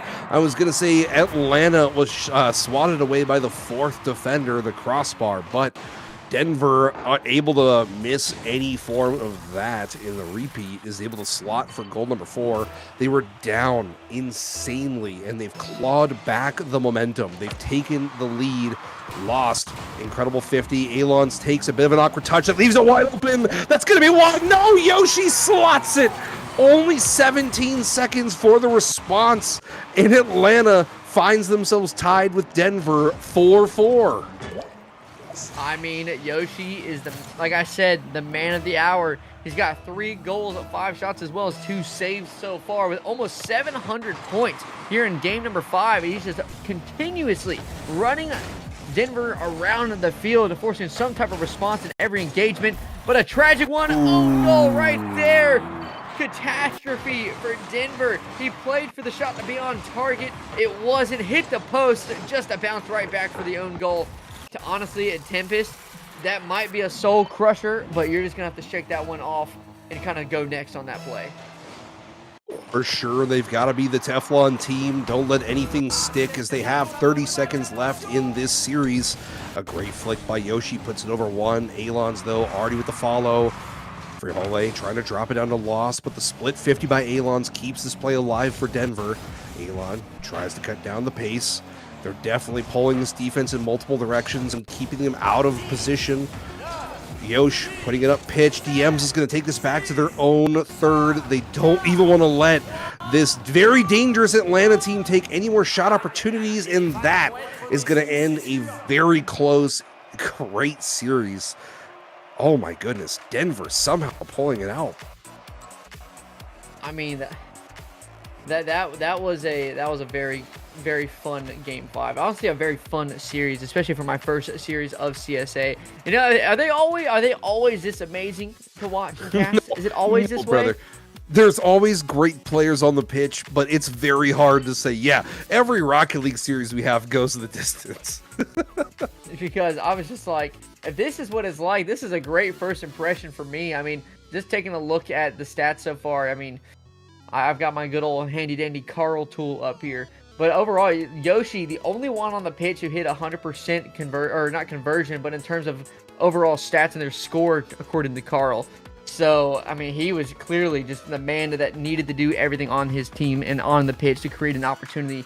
But I'm just happy the Aces played a very competitive game. You know, the previous one, they only had won 2 games all season long so far, 0-4. But now they're 0-5, but they've had a lot of game wins tonight. And it really showcased that they can improve. They just got to find a way to continue to grow on that conversion side. Oh, for sure. Oh, for sure. It is absolutely fabulous, though. Like, I know you like, oh, it's like all the series like this way. It's so difficult. But it occurs. It occurs often. CSA does a pretty good job of making sure a lot of your players are in the same general placement, in the same general ballpark. Their numbers do a really solid job. So, as we saw there, we saw an incredible series. Mr. Production, I know I heard you start talking. Can you just shoot me DM? Yep, but I really thought, especially how often Rocket League turns into a who can get hot at the right time, I really thought Yoshi was straight up just going to will Atlanta through the series. I mean, the fact that he took games 3 and 4, I busted out the broom after game 2. I was like, no, I'm writing them off. It's over. And then Yoshi says, well, actually, I think I'm going to have 6 saves in game 3. I think I'm going to have the clutch overtime win goal. I think I'm gonna just go ahead and drop a 3-piece in game 4. So it's difficult to not say, like, my heart's pounding. It's straight up pounding right now. I mean, whatever Yoshi did, he needs to do it more, because I mean, he became the man of the hour. Even though he lost the series, I think he was easily one of the best players on the pitch, especially in those last 2 games. Every opportunity, every goal, every type of transition, he was a major factor of that for the Atlanta Aces. If he can just find a way to find that conversion and get more opportunities, and honestly, I think their kryptonite came down to relying on him too much in that second man. He wasn't there to really, no one there to help support him. But they turned it around, and now let's talk about the Denver Shreds. You know, they played solid. They started faltering a little bit shaky as that series progressed, but they bounced back. Do you feel like that was more of a just a mental, all right, guys, whatever, it's game 5? Or do you think they could have been a little bit more nervous going into that one? I think they were definitely a little bit relaxed coming out of game 2 with how great they played for the first 2 games and how well they just kind of took charge. And then game 3, you know, it started a bit of an onslaught. You let your opponent get a couple good plays. You let your opponent win a 5-minute long OT, so you find yourself in a bit of a momentum gap. But for them to be able to claw back and win the ugly win, they win being effectively down 2 and straight in a series. In that regard, you just gave up a 2-win streak. You're almost losing the 3rd, because I think at one point, Atlanta was up three goals that last game. I think Atlanta was up 3 goals in that one. But yeah, for them to be able to claw back and say, okay, we're going to come back, we're going to win game 5. It's a great ugly win, and it's something that you definitely look for in a team that's trying to make a deep run for any kind of playoffs. I mean, absolutely. I mean, it's all about composure, all right? You come down, you're down by a couple goals. You just kind of have to make sure you just get one, go next. Get one, go next. But, ladies and gentlemen, we're going to conclude here with our match 1 stuff. We'll be back very shortly with the next matchup in the Academy League, which is going to be the Savannah Phantoms versus the San Antonio Stallions. So be sure to stick around for that one. We will be right back. Goodness. There's a lot of meeting in the middle, meeting in that midfield. Neither team really wants to overextend. As I say that, oh, what a dunk! Elon stuffing it through. I mean, that's just unfortunate here. You can see the accidental pinch coming out in the midfield, firing it there. A free hole, they couldn't get there. DM's just trying to get back to it, but can't quite make the touch, so Loss is going to follow this up. Pass down center. Yosh could put a shot on target. Decides to fake. What an incredible choice. Seeing the trailing defender coming off the backboard in an awkward position allows Yosh to make a very, very intelligent decision to be faltering here at the finish line. as they were just trying to stay alive in this best of 5. But Tempest tries to say, I'm going to do it myself. Gets a great pop down, wide open net. A great play from Tempest as he's able to set up his teammate for success to equalize in the very last second here in game number 4, I believe. Some opportunities swatted away instantly by incredibly fast defenders. As this one's now the dribbler there, top bins, Yoshi puts it in. The Aces take another one in the series. Ladies and gentlemen, we are going to game 5 on Champions Field.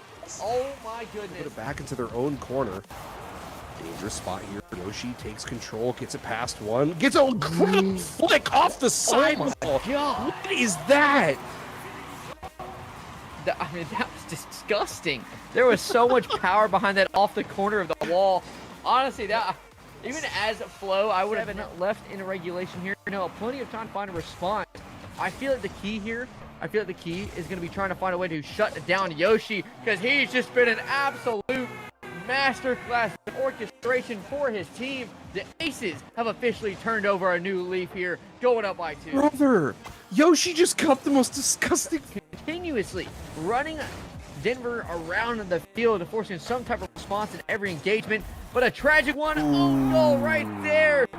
Catastrophe for Denver. He played for the shot to be on target. It wasn't, hit the post, just a bounce right back for the own goal. To honestly, at Tempest, that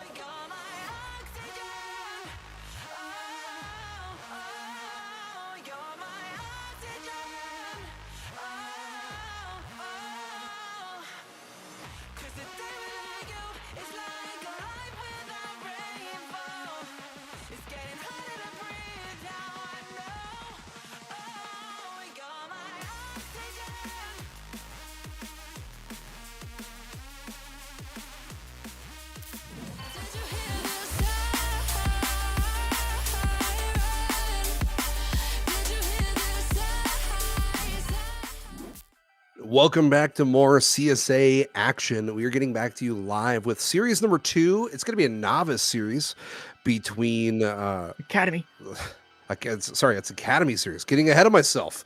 I'm looking forward to that novice series, but Academy's already underway. Game one by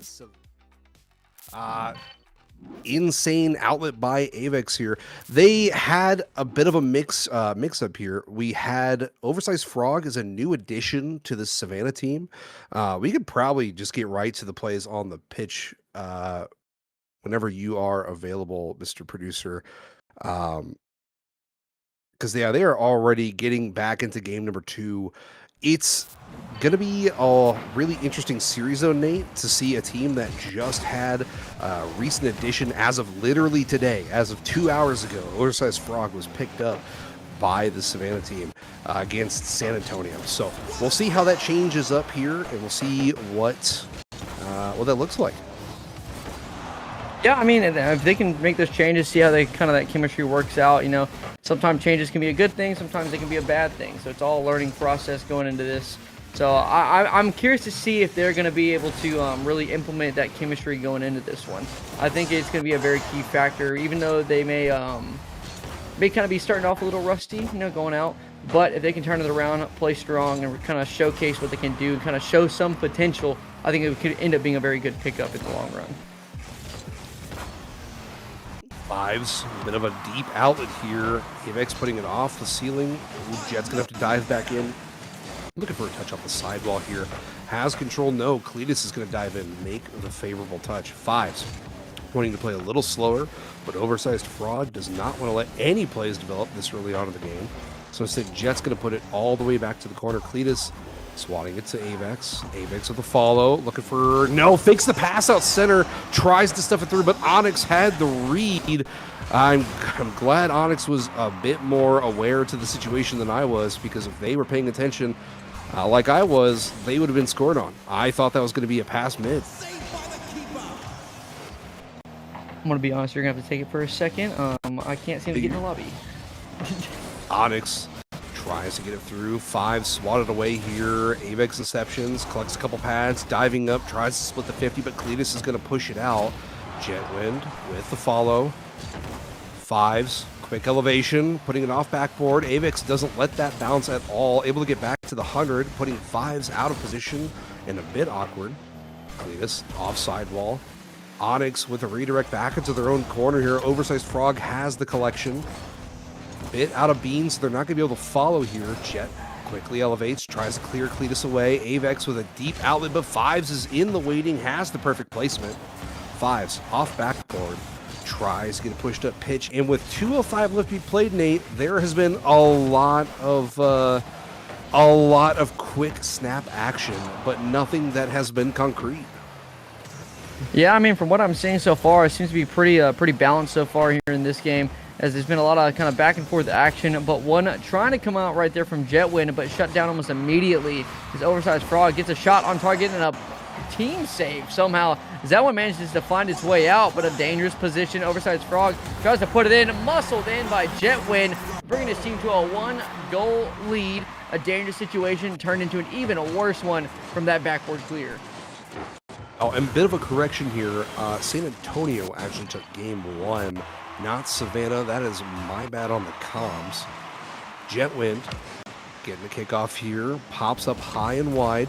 Oversized Frog looking to drop it down to Jet, who turns back to the ball. Fives, quick off the backboard, pushes it over. Avex has to rotate out. Fives gets it past one. A bounce off backboard. Nobody gets the push until Avex finally makes the touch. It was kind of weird there. San Antonio sat a little bit further back and didn't really follow that. I think they had a lot of respect for Savannah's defense in that play. I would have to agree with that one, but it's looking like 555 tried to set something up here. Couldn't get it, but Cletus is there for the easy save. But it's going to be right back into the hands of Jetwind, but a great save on that screamer. Going to find some way, but catastrophe once again as the team just getting jumbled up on the goal line, and Jetwind's there to put the second one in. You can see all three of them trying to go for it. Nobody can really get a good touch. It's just a free ball for them to kind of slot it in. Those type of mistakes are going to just continuously pile up over and over again. You got to make sure that you can clean that up. Otherwise, it's just going to start falling apart. You're going to start getting panicky, and you're just going to start not trusting your own teammates. And your opponents are just going to start piling up that score as Oversized Frog tries to get one more. Gets the pop down, but a great save from Cletus as now Onyx looking for a flick. Can't get the read on it and get that angle. But it's going to be a free ball for Cletus to take this one up. A pass off the top of the ceiling. Leaves it for his teammate, but no one there to collect it. But it's going to be an easy stop for Onyx. He takes this one up as well. I mean, from what I'm seeing right now, there's scoring opportunities showing. And they just got to find a way, as San Antonio just can't seem to find that response. As another shot on target. Onyx is there to try and get a clear out. Plenty of boost in the tank. but he gets it past Infections. 10 seconds left. He's got to find some type of response. A wide open net, but no one there to capitalize. I think that's been the stories here of this game. Well, and it's the difficult spot, right? It's the juxtaposition of CSA. You get some tiers like Elite, where you get a lot of incredible control. You're looking for great team plays, and then you get Academy, and Academy is all over the board. You've got players who quickly develop their mechanics and really, really know to put on the heat, and then you get some players who are still kind of getting their footing set. So you're going to see a lot. You're going to see a lot of plays tonight where you're kind of like, ooh, that's a bit of a mistouch. But remember, these players are learning, they're developing, they're getting a little bit under the belts. But it's a lot of fun because it's a bit all over the board. I would have to agree. I mean, like, you never know what you never know what's gonna happen. All right, it's always this little bit of a surprise. The game can go either way. But the key factor I want to talk about is Savannah having 12 shots to San Antonio's 4. All right, right now, 12 shots to 4 is not the best ratio. So San Antonio is going to have to find some way to get a good response, find a way to break out and start creating those opportunities as well. But, I mean, overall, Savannah Phantoms, I mean, they're looking pretty solid from what I have seen. They're playing pretty coordinated. They're playing really strong. It's just San Antonio, they're just lacking that chemistry factor right now. But now's the time to kind of work on it, find a way to kind of work out the kinks and start trying to apply it here in the next game. Well, we'll see if they can figure out how to make the right adjustments going in. San Antonio looking for a bit of a regain as both teams get back onto the pitch. Cletus, oversized frog, likely taking kickoff here. 5 minutes on the clock. We'll see how game 3 breaks out. Avex, the quick cheat. Fives, though, a bit of a punishing opportunity. Makes contact, gets back to it yet again. Cletus, a diving touch, is unable to put it away as it's going to be a little bit high and a little bit wide there. Onyx starts the 50. Fives has the read. Oversized frog can't make the touch. So San Antonio takes goal number 1 here in game 3. That was just a great shot from Fives over there. He just caught the man lacking in that back post rotation. That third man just was a little bit too far up the post, and it was honestly a great read off the sidewall to put an absolute screamer on target like that. It was a great shot, but the pass as well. Cletus went a little slow, but does get another one on the top. Able to follow it up with plenty of boost. Tries to get a drop down, but it's going to be a free ball for Avex to try and get a clear out. Potential pressure coming here from Savannah, but one finally sneaks its way through. Jetwind with a great follow-up to his pass and is there to equalize this game. Well, and that's such a dangerous spot here for your Fives. You might be expecting Avex to take a shot a little early, but he leaves it. He plays the team play, looking for his teammate, and decides to let the shot go. And that is a dangerous player to play against in Academy. You don't normally see that in the lower tiers. As players are actually leaving it for their teammates and not opting to take every shot they can.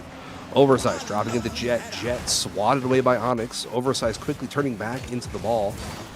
Looking for a pop back center. Doesn't make contact. Avex can't quite get back to it either, so Jet's going to have control. Tries to get another pass, but ooh, a bit of a misflip here as they backflip away from the contact.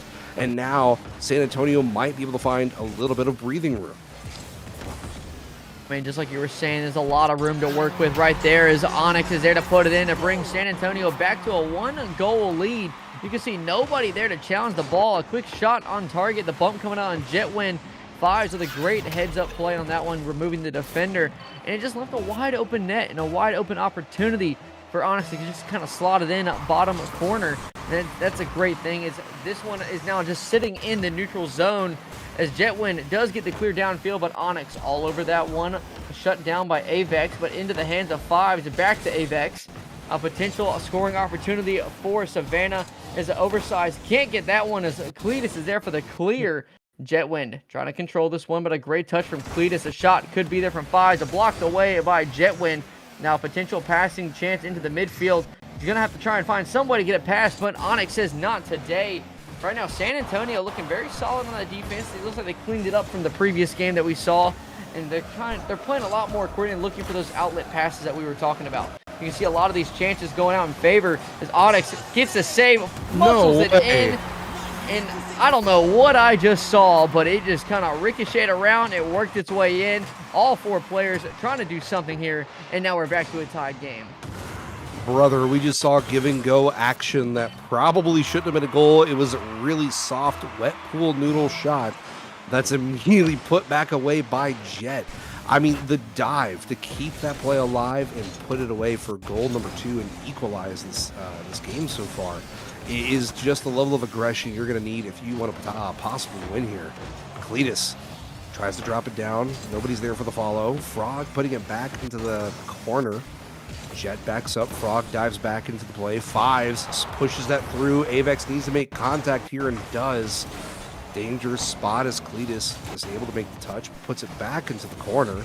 A redirect opportunity. It's a little wide. Jet with the follow. Can't make the touch, so instead Avex is going to put a shot on. It's wide as it's cleared away by Onyx here. And Frog keeps this play alive. So much offensive pressure is coming out here, Nate. It's insane. You can see Savannah starting to ramp up the speed and the aggression, the bumps and stuff coming out as well. And you can see San Antonio starting to get a little bit of a panicky type of rotation on that backside. A lot of their players kind of just jumping for things when they already have players in the air. And it's just creating a very awkward sense of rotation and clears. And it's just giving the ball back to Savannah. They're going to have to keep possession and make sure that they're trying to find some type of gap. As that one's a great save from Onyx. It's a shot from Avex.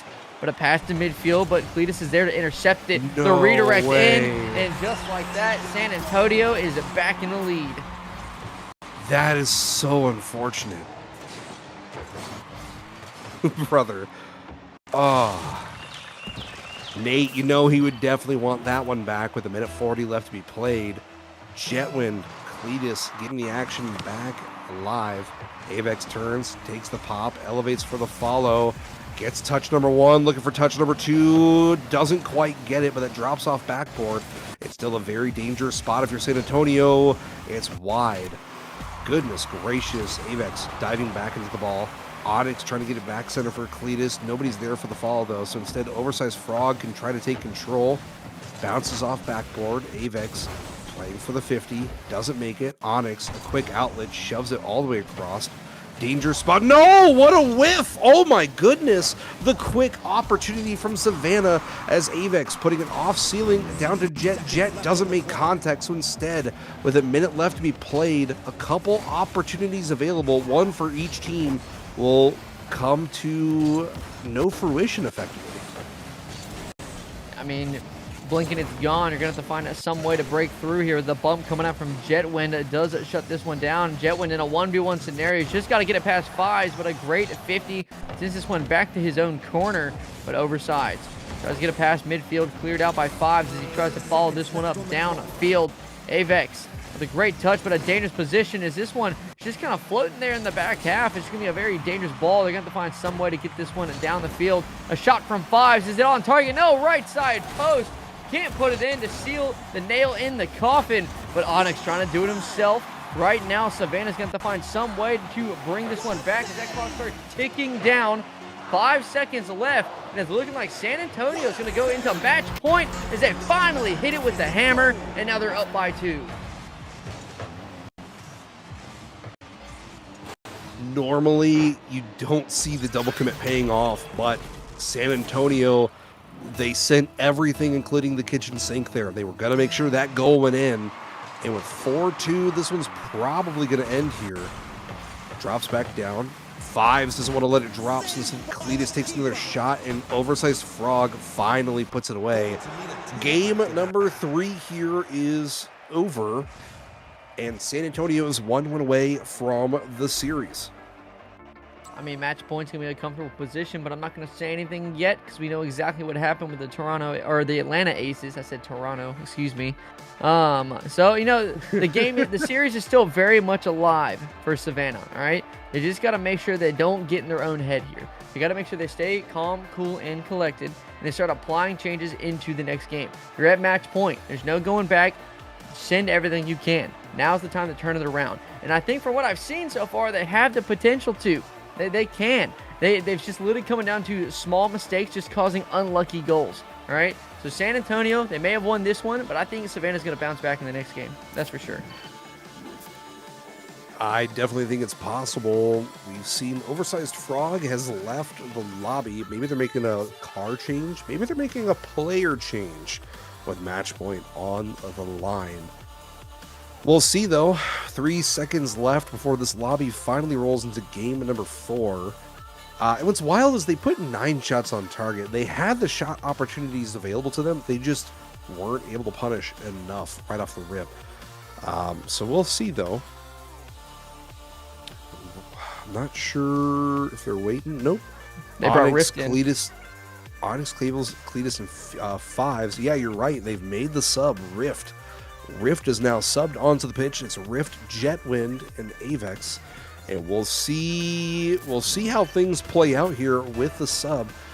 Nate, what does a sub in this moment potentially mean? Realistically, a sub could be the make or break type of situation depending on the sub. I personally don't know Rift, but I mean, if he's used to playing with a roster, it could be that change to kind of throw off the San Antonio's game plan and what they were expecting, and it kind of come in if he can fill that shoe and that gap very efficiently. But if he can't, it's going to just really throw off that chemistry for their team. So it's going to come down to Rift kind of matching the pace of play here. He's going to have to find some way to be involved, but also making sure he's not being a detriment. So if he's able to do that, I think they could easily start pulling away. But as a challenge comes out, a little bit of a double commit miscommunication, but a pop-up from Avex gets it past one. Can't get it past Cletus, though, as he's there to take control off the side wall. Looks for one more, but it's going to be a free ball for Rift. Looking for the air dribble, gets it popped over one, but a bump comes out, giving it over to Fives. Now looking for the give and go, can't get it. Bumps coming out left and right, boss. As you can see, these teams are just getting more and more physical, try to clear their opponents out of the field.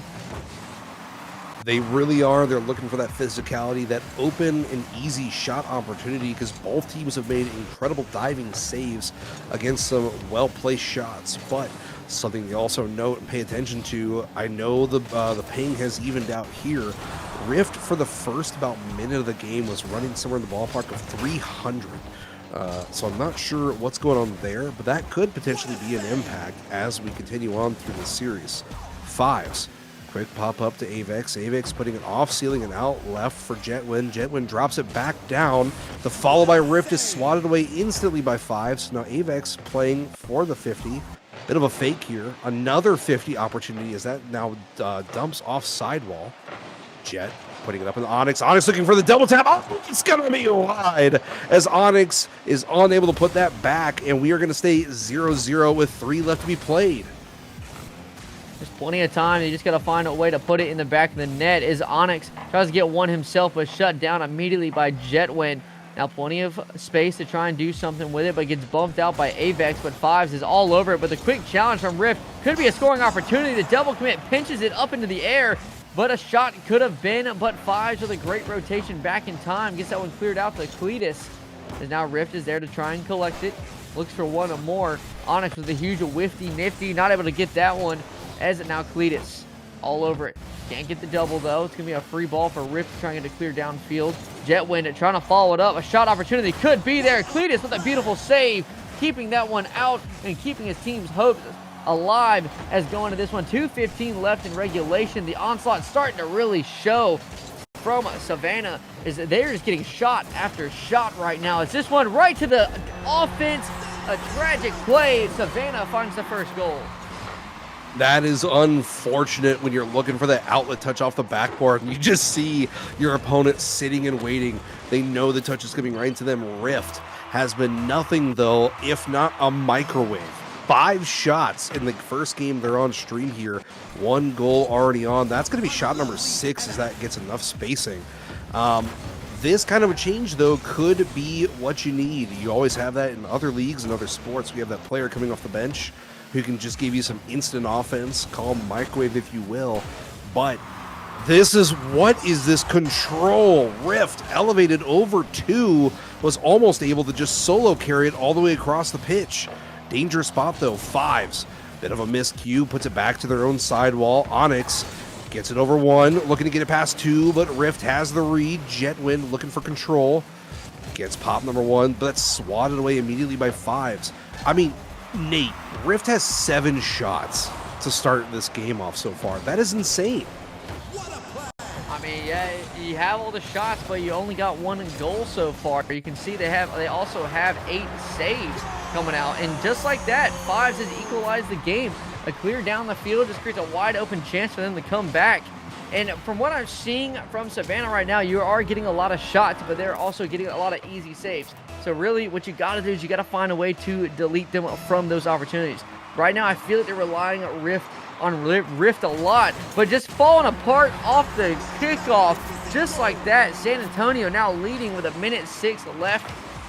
Savannah's going to have to find some way to not have to rely on Rift, all right? You're going to have to find a way to assist him and help him with his opportunities by getting bumps, demos, maybe looking for a passing lane to set him up. Start using the midfield in those passing lanes because he has the ability, all right? He's there for the shots. He has the mechanical capabilities from what I've seen. They just got to make sure they're there to support him correctly. For sure, and with 55 left to be played here, this is do or die for Savannah. Rift gets it past 1, splits the 50 with the wall, pops it out center. Jet was right underneath. A supporting play there probably could have been the difference between a bit of an awkward double commit and a potential shot opportunity. Cletus swallowed away by Jet. Fives in the waiting, puts it up. Rift putting it back to the backboard and off the sidewall. Fakes contact. Avex has control. The demo. It's an easy open net. A little wide for my liking, but Avex gets goal number 2 here. Nate, for a second there, I'm not going to lie, I thought that was a little wide. I thought that was going to bounce out. I thought so too, to be honest. I was like, oh my goodness, the play of the century is going to hit the post and go out. I was going to absolutely be devastated. But just like that, Rift's teammates have finally stepped up to the podium, and they're here to help him out with this one as Rift keeps it alive. 15 seconds left in regulation. Savannah's going to have to pull away with this one if they want to keep their match alive and head to Champions Field. But Cletus trying to not let that one happen. A double commit, a pass over to Onyx, a shot opportunity, no. A great control, but Jet went all over this one. 0 seconds left. We are into another overtime of the night. I'm worried we might see another 6-minute one. Off sidewall here. Fives with no beans is going to try and dump it to their teammate. Bit of a miscommunication. Offensive opportunity as a Rift slots away. Goal number 3, only 9 seconds in. Onyx rotating back, accidentally took the back pass. Not really a great touch in the moment, but by golly, for Savannah to play up and that aggressive and take it as a pass and turn it into their own plays. Oh my goodness. All I'm going to say here is y'all are telling me there's not often you get game 5s, but I showed up and now it's back-to-back game 5s here in CSA. So I feel like I'm kind of getting led on here with my expectations for the league so far. Like back-to-back close game 5s, literally game for game, punch for punch, blow for blow. These teams are, this is why I do it. All right, these teams are entertaining. This is fun. You don't know what to expect. And right now, Savannah is just kind of turning around. They've turned on the Jets. They found the key, and maybe that key was Rift. Because combined with his 8 shots, they totaled, you see, 11 shots here compared to San Antonio's only 3. So I think they might have found their groove. That's for sure. Well, and that's the wild part, right? Like, yes, you can say, oh, they took 8 shots, but the other team saved 8. There is a point where there is an onslaught that is too great to swat away. And yes, you get this microwave off the bench. You get Rift, who puts 8 on, opens up some opportunities for them, makes San Antonio a little uncomfortable. And yes, we finally see them start to take a couple games here. We'll see, though, going into game 5. Yes, our second game 5. You are right. I might have lied to you slightly. Apparently, the competition tonight is as equal as humanly possible. But we'll see how both these teams react. San Antonio tries to get it pushed through. Can't. Riff is going to push that up the pitch. Jetwind turns, splits the 50. It's back into his own corner. Avex is in the waiting for yet another 50, but Cletus slots that top left. Holy. What an angle of a shot. Cletus with the read off the corner, gets the touch, top left bins. And that is an amazing shot for that one. 15 seconds in. Could San Antonio be coming out in a new shape and form? But as this game progresses, I'm curious to be able to see if they can keep it up. As Fives tries to get a shot on target, can't get it as it's blocked away. Avex trying to get a touch, but gets that 50'd out as this one's on target. A double commit comes out, but Rift manages to get the touch and the follow, saving his team from another goal. As it now, this one's off the back wall. Shot opportunity blocked away by Onyx. Rift, last man back, forced into a dangerous type of position. He's gonna have to force and get the sidewall read. Can't get it, but Jetwin there to get the clear down field. Now, San Antonio with that early lead, they have a little bit more momentum going into this, but Savannah, they're just still playing strong. They're playing just as well as they were last time. It's just gonna be a matter of not making those micro mistakes. And boss, I think right now, Savannah has started figuring out how to kind of play with Rift so far. So from what are the changes I've seen in their substitution in the last game, it kind of seems to be working. It seems to be kind of finding that chemistry and being able to take full advantage of those opportunities as Avex and Jetwin look for the shot, and that was going to bounce off the back wall as Rift hits a huge miss. Avex in the waiting. A push up. Rift is turned sideways, though, so they won't be able to get a redirect opportunity. That would have been dangerous for San Antonio because San Antonio had both players pushed up.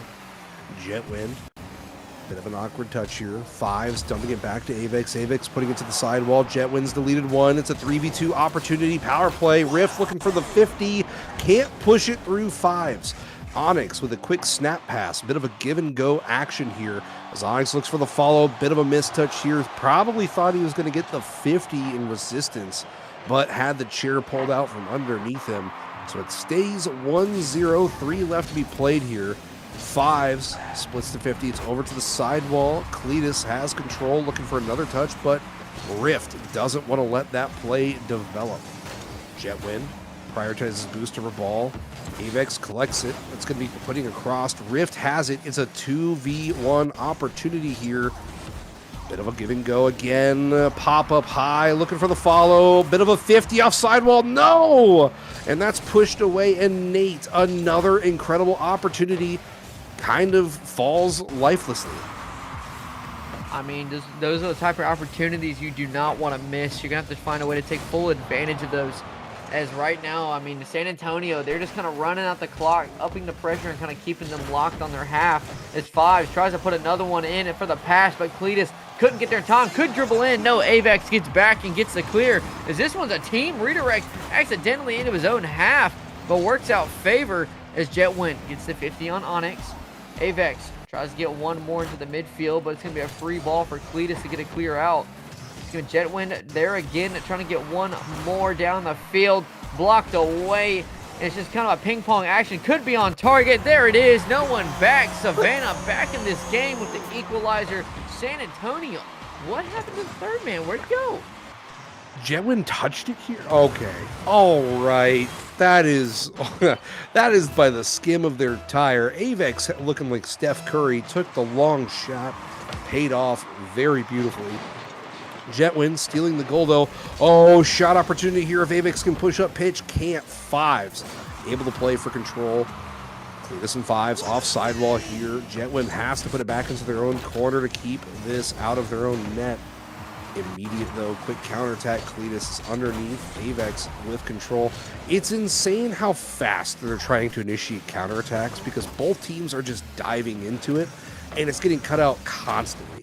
I wonder who's going to be the first team to play for a bit more of a smarter counterattack and look for a softer initial touch and play for possession. Yeah, like, so right now with the way they're playing with this quick counter, it's a lot of like that ping pong type of counterattack like you're talking about. I think it's really going to come down to which player can hit that first, like instead of like going the 1-2 shot, maybe hit a 1-2-3 or a 1-2 catch and slow down to kind of throw them off their pace. Because right now the pace of the lobby is kind of matching each other pretty well. You have to find a way to kind of throw them off that group. As right now Cletus is trying to do that himself.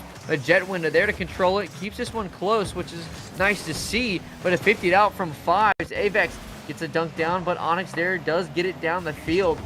Rift 50'd out by Onyx, trying to get one more. Jetwin trying to make an awkward touch. A pass out. There it is. No, saved away. Avex does get the touch. Cletus couldn't put it in the back of the net.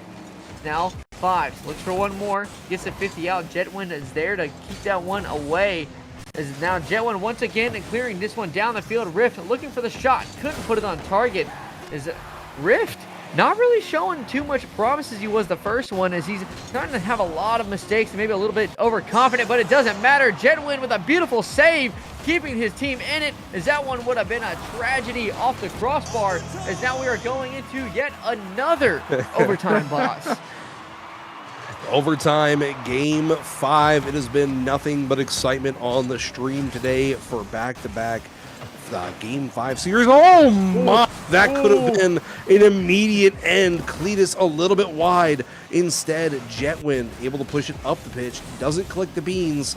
A dive by Rift is going to leave Avex in an awkward spot. They have to put a hand up, and they do. Dangerous spot. Here's Jetwind, splits the 50. They're off backboard. Rift, Jetwind, all together. A bit of a waterfall. It's coming straight down. Pop up by Onyx. Cletus is already up in the air. Dangerous spot. Somebody needs to put a hand up here. A swat by Avex keeps their side alive for another couple seconds. Rift underneath, takes it up the sidewall, elevates, gets the flip reset, takes the first touch, underneath, tries, but is swatted away. Oh my goodness. We're seeing both teams looking for opportunities. Oh my goodness. Savannah does it. The demo came out. You could see it. Vibes didn't even get demoed. He accidentally demoed. He demoed one of the Savannah players. He sacrificed himself for the wide open net, stalling his progression into that rotation. Savannah Phantoms coming back here, taking this one in game 5. That's what I like to see, boys. That's what I like to see. This is an entertaining stream tonight. Chat, I hope y'all are all having fun. Bass, what are your initial thoughts about this game right now?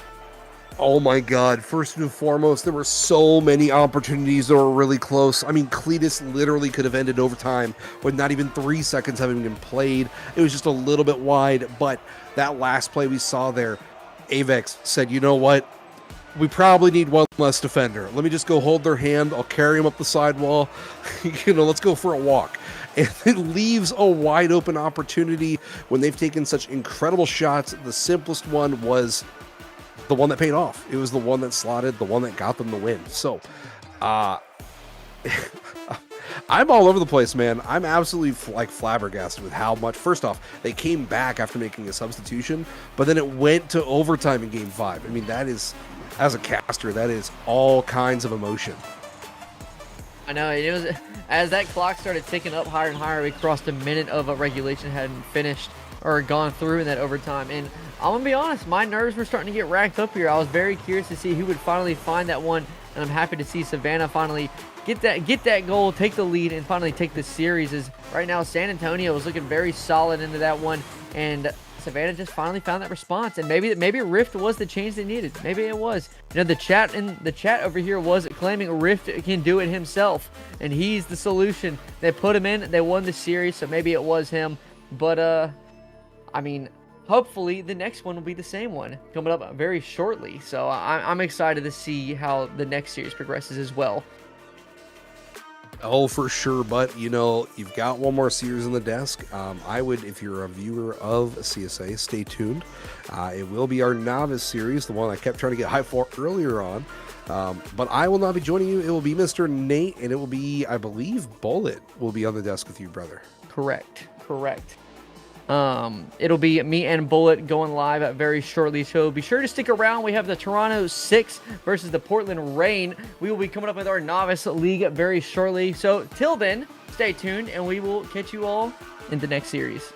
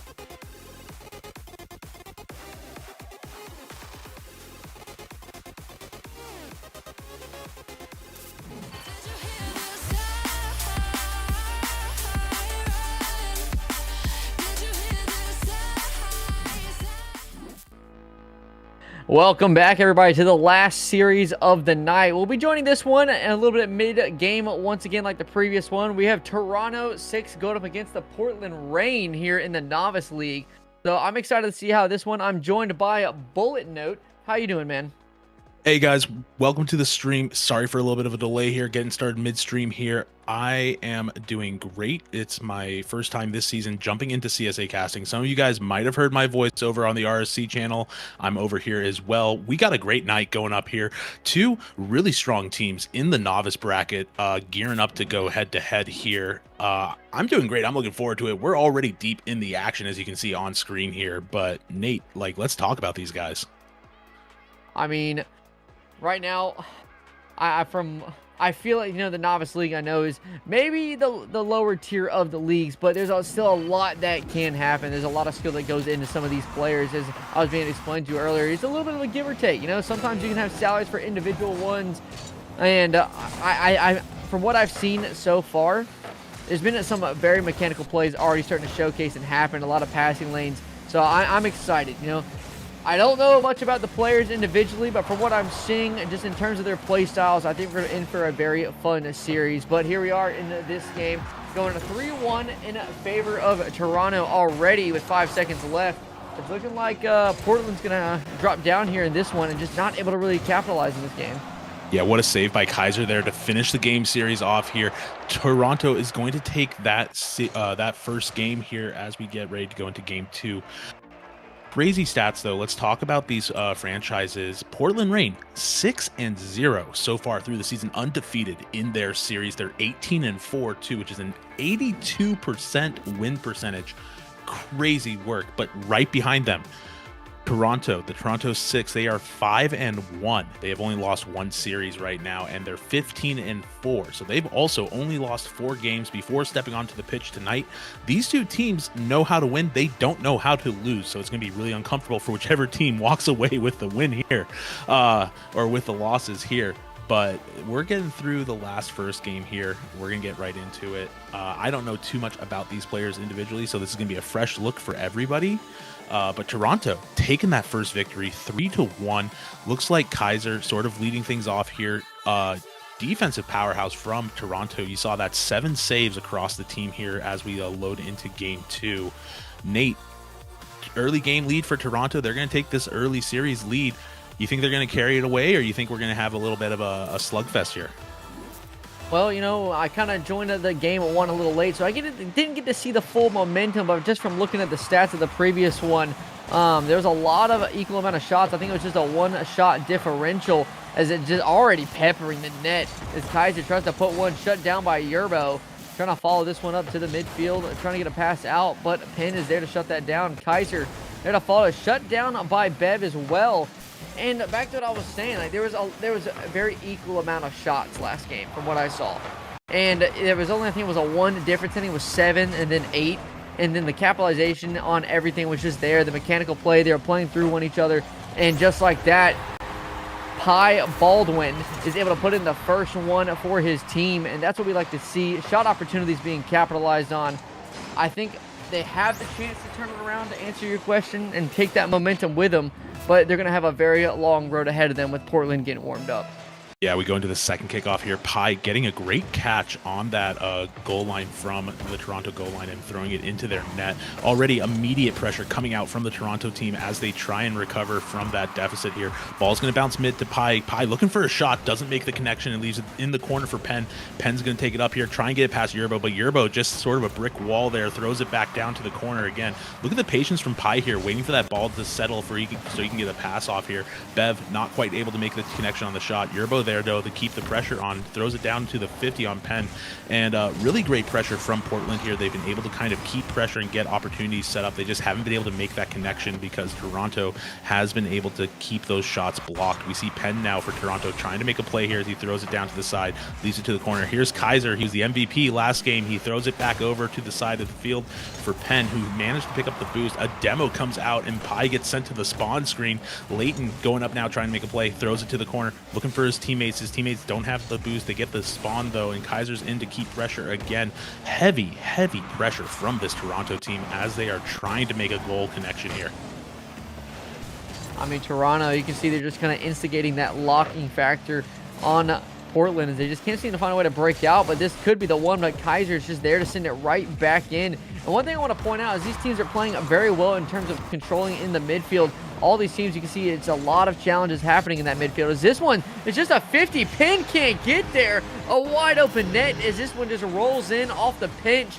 And now Portland up 2-0 with 2:57. Not what you want to see if you're a player or fan for Toronto. They're going to have to find a way to clean up these small mistakes, Bullet.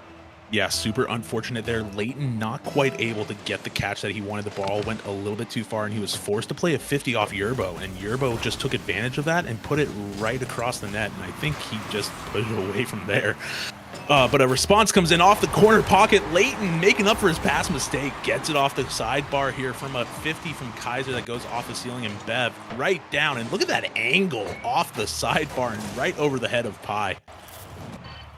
I mean, you could see on the goal line there, he just wasn't sure. It looked like he thought it might bounce out, but just that little pixel read difference as that one just kind of rolls right in to bring it only to a 1-goal game for Toronto, as this one could potentially be a 2-goal game, or a no-goal, tied game, Lord have mercy. But a great clear coming out from Bev as this one gets sent down, but Lay is there to try and get a clear out, as well as a Baldwin following this one up by Kaiser all over this ball in the field. A shot from Late as he tries to get one off the back wall, but Bev once again there for the control, as this one's just kind of turned into a back and forth as these ping pong methods are starting to kind of really showcase. These teams starting to look for those passing, those clears down to one another, as the Penn off the ceiling drops it down, but a great touch from Baldwin as he's able to get that one out and take it back down the field. As right now Toronto, they're just kind of continuing that line. They're just applying more and more pressure and hoping something finally sticks. And a huge fake from Baldwin as he gets it past. Open net. No way. Goodness. He's going to go in off that crazy fake. Let's watch this back. Look at this fake right here. Sent him right across the field, and Pi has the ball, and the third man can't get back in time, and that's going to go right into the net. Just as soon as they lost that 2-goal lead, they're right back up. And talk about Portland, though. They were locked into a offensive blender. Toronto had them on. They had the power on full. They were trying to toss them up to get that goal in, and they just couldn't connect, couldn't make that finish. Ball comes dropping down across the net. We might see another score here as Yerbo tries to make a shot. Gets bounced out by their team, and now Penn's chasing it to the corner, looking for a pass to his teammate. There's the touch, there's the pass off the backboard. Leighton going for the shot, gets wide, and Yerbo's going to try and come and play this out off the redirect there, as it immediately comes right back over to the corner. Portland, super impressive in that last offensive bout, was able to make a turnaround, have a quick counterattack off a great fake. And Toronto kind of looking a little shell-shocked here, wasn't able to get that response going. They are down 2 goals with just over a minute left. They've got to get some offensive momentum going here if they are going to try and fight through game 2. This could be the momentum, the chance they were looking for, and there it is. A touch off the backboard, a little bit of a missed touch from the defense. Is now back to a 1-goal deficit with a little over a minute left. There's a great shot from Penn, comes out to bring it back. His team, you know, they may be down, but they're not out yet. There's plenty of time left in that clock to try and find some kind of response. You just got to make sure you create an opportunity for your teammate. As a Late tries to take one, goes for the reset, gets the pop. Can he get the reset? No, he fakes it out. Oh my gosh. Like that. Just like that, 7 seconds in, we are now back to a tied game, 0-0. What a shot, Bullet. Wow, absolutely crazy. They saw the flip reset happen. They knew he was going to probably try and take it. He opted for the fake instead and got it past, caught the defender sleeping to tie it up. 3-3, just under a minute left. 10 seconds ago, we were looking at a 1-3 game here, and we might see a 4-3 as Pi Baldwin's trying to make a play here, gets it past one, gets knocked again, back down to the center again. Looking for a shot is Kaiser. He throws it back midfield, leaves it for Penn. Penn's going up now with boost. Leighton comes up to join him, but that leaves an open net that's going to get not capitalized on. Portland was not able to respond in time. Portland did a great job of creating offensive pressure and keeping the momentum going, but they ultimately failed in a quick turnaround here as Toronto just had a massive response to tie things up 3-3. I know, and right now you got to think with that quick response to tie things, all the momentum is kind of in Toronto's favor. As it Late looks for another shot, he's going to go off that back wall. Could be there, but no one there to put it in as that net was wide open as this one starts slipping away. 4 seconds left. Penn trying to keep this one out and keep it alive with plenty of boost in the tank. He's got some time, some space off the side wall. Couldn't put it in. And we are heading into yet another overtime tonight, guys. Yeah, crazy overtime play. Almost worked out for Penn. He was just a little bit short on the attack there. Didn't quite get the angle that he wanted. A massive bang comes from downfield here as Yerbo throws that onto the Toronto side of the field. They're looking for a shot on net. Awkward situation here for everybody involved as that ball and the players kind of just drift across the net there. Penn's going to take it, though, up the corner here, trying to make a play. He's got to get past one, but he gets a miscue, and Bev's there to turn it back in. Crazy offensive pressure here coming from Portland as they're trying to make up from that 2-goal deficit or 2-goal surplus that they had that they ultimately just kind of lost as Toronto had a brilliant response late in this game to go into overtime. And now Baldwin's going to be looking, carrying the ball across, gets it past one, throws it to the corner, looking for his teammate off of 50. 50's coming down.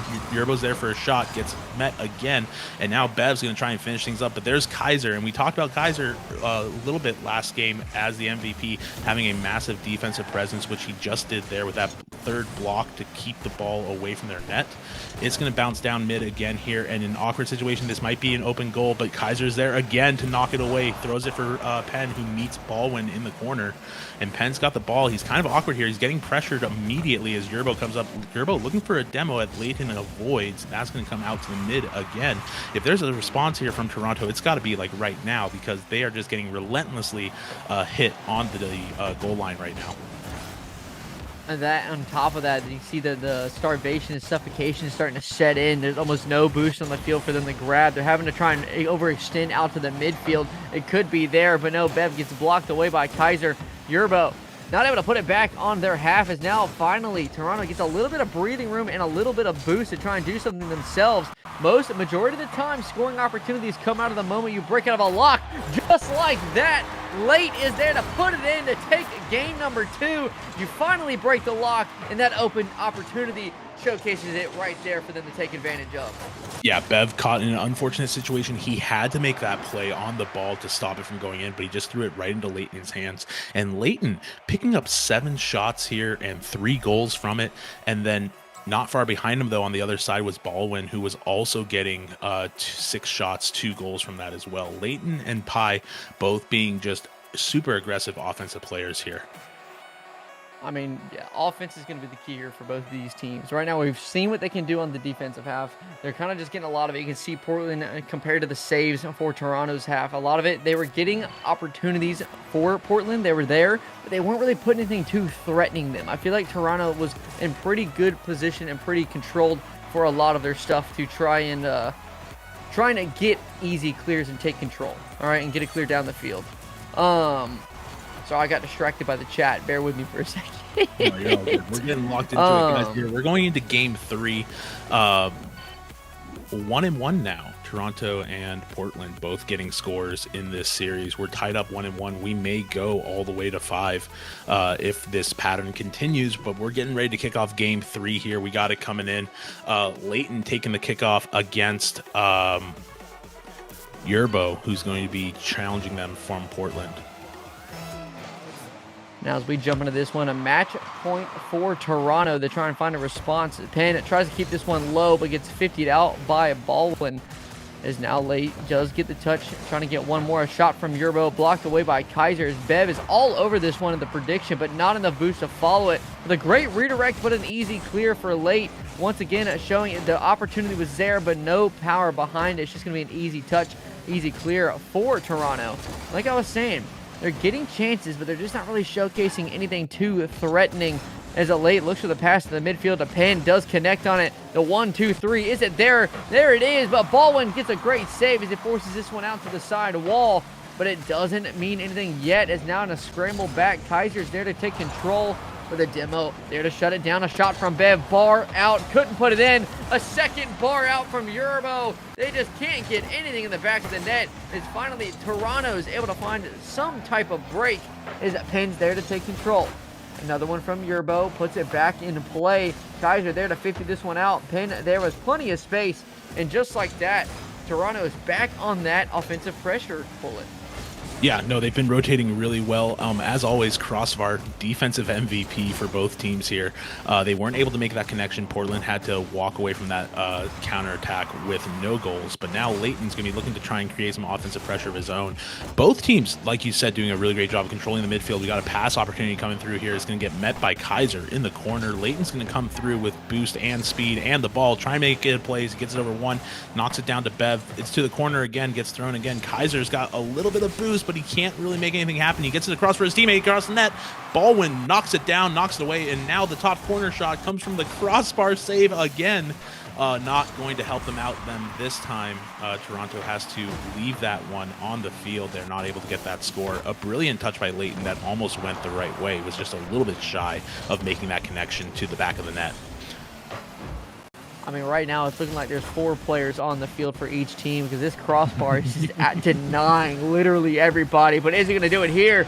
No, it can't hit the post. Can't help him there. No man back. Yerbo there to put in the first one here with 2:48 left on the clock. That was a great challenge on that corner. The bump on Payne just really made it impossible for him to try and get any type of save. Crossbar couldn't help him there. That 4th defender vanished is that now, just like that, Portland in the lead. Bullet, I'm very concerned with this momentum change for Toronto. They may be up 2-0, but if Portland starts gaining some type of momentum, it's going to start working in their favor. You can see the save, the confidence starting to really display in all their engagements.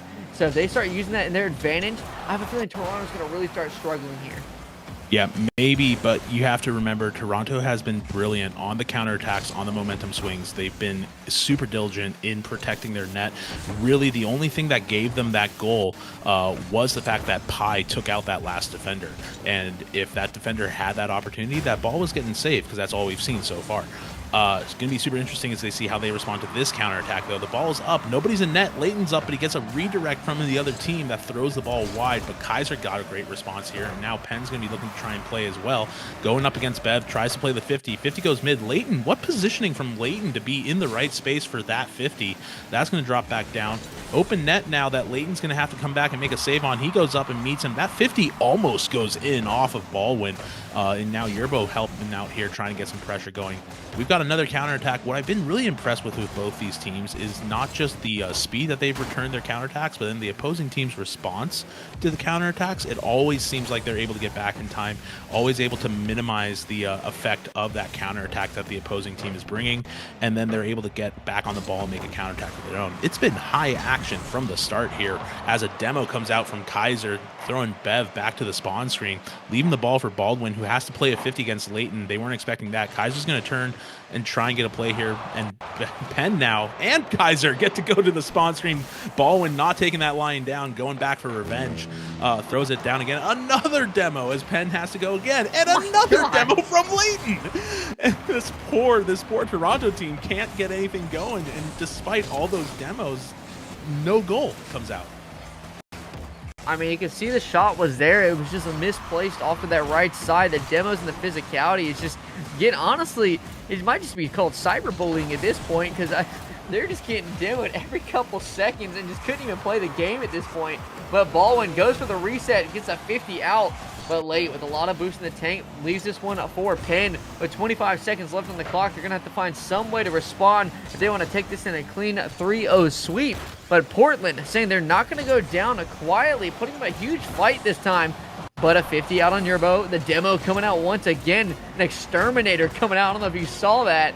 Is it late? Tries to get a pass midfield. Can he get one more? Leaves it for Penn. But the double commit comes out. Miscommunication. Kaiser trying to put it in. Can it drop down? No. Portland's going to take this one in game number 3. Crazy finish there as the entire lobby was centered on that ball, trying to either keep it up or drop it down, and ultimately it dropped down, giving Portland the edge here in that victory. Like I said, man, I thought this was going to be a slugfest from the start. They're showing the case that that's the case here. We are eager to get into game 4, and I don't know who has the edge here, because both teams are just playing so aggressive, so tight, so consistent. It's really coming down to those minor miscues, and that's so hard. That's what's so hard about these games when they play like this, is that when you're relying on the other team to make a mistake to get a score in, you're not able to keep momentum, because you have to play the chance, you have to play the mistake. You're not able to play at your own best ability because you're just getting shut down left and right. And we see that happening with these two teams, as we would expect from two teams, one team that is 6-0 and one team that is 5-1. Two top leading teams in Novice right now, forced to play each other, forced to send one down a spot here as we get into game number 4, kickoff underway. Baldwin, I also want to point out, Baldwin has been an absolute menace here. He came out here with his Toronto's with a vendetta, as he does it there again with a flip reset pass to Yerbo. Just like that, Baldwin, he's got a vendetta against Toronto. I don't know what it is. He got the exterminator last time. Now he's just setting up his team for success. 8 seconds in, and just like that, Portland's already in the lead. I'm getting flashbacks to the previous game where they were just looking more and more controlled. So now, I mean, going into this, Toronto just seems to have lost all the momentum in their favor right now. It seems to all be going in Portland's way. Every challenge, every single touch has just kind of been working in their favor, as the Penn tries to drop this one down, gets a great pop. There it is. Kaiser can't get the shot as Baldwin is there again for the save. Is now Bev. Collects in mid, looks for a touch midfield as well, but shut down by Penn. Not a whole lot in the tank to get this one downfield, but Yerbo does get the 50 out, but it's going to be a free ball for Kaiser. We get a great fake, but Yerbo is all over that one to shut it down. Now past midfield, a little bit of a mistouch, but Bev is there to collect. Yerbo to clean up for it as well. Now Yerbo looks for the pass midfield, but that one's a roller. Can't put any power on that one as Bev clears it out. And that one's going to be a free ball for Kaiser. Toronto not looking as composed as they were the first two games. So far, it seems like they're kind of playing a lot more kind of clear it out and hope for the best, but it works out in their favor. One goes for the corner boost, can't get it right there, and just like that, like you were saying, Bullet, the counterattack showcases, and that's what they do.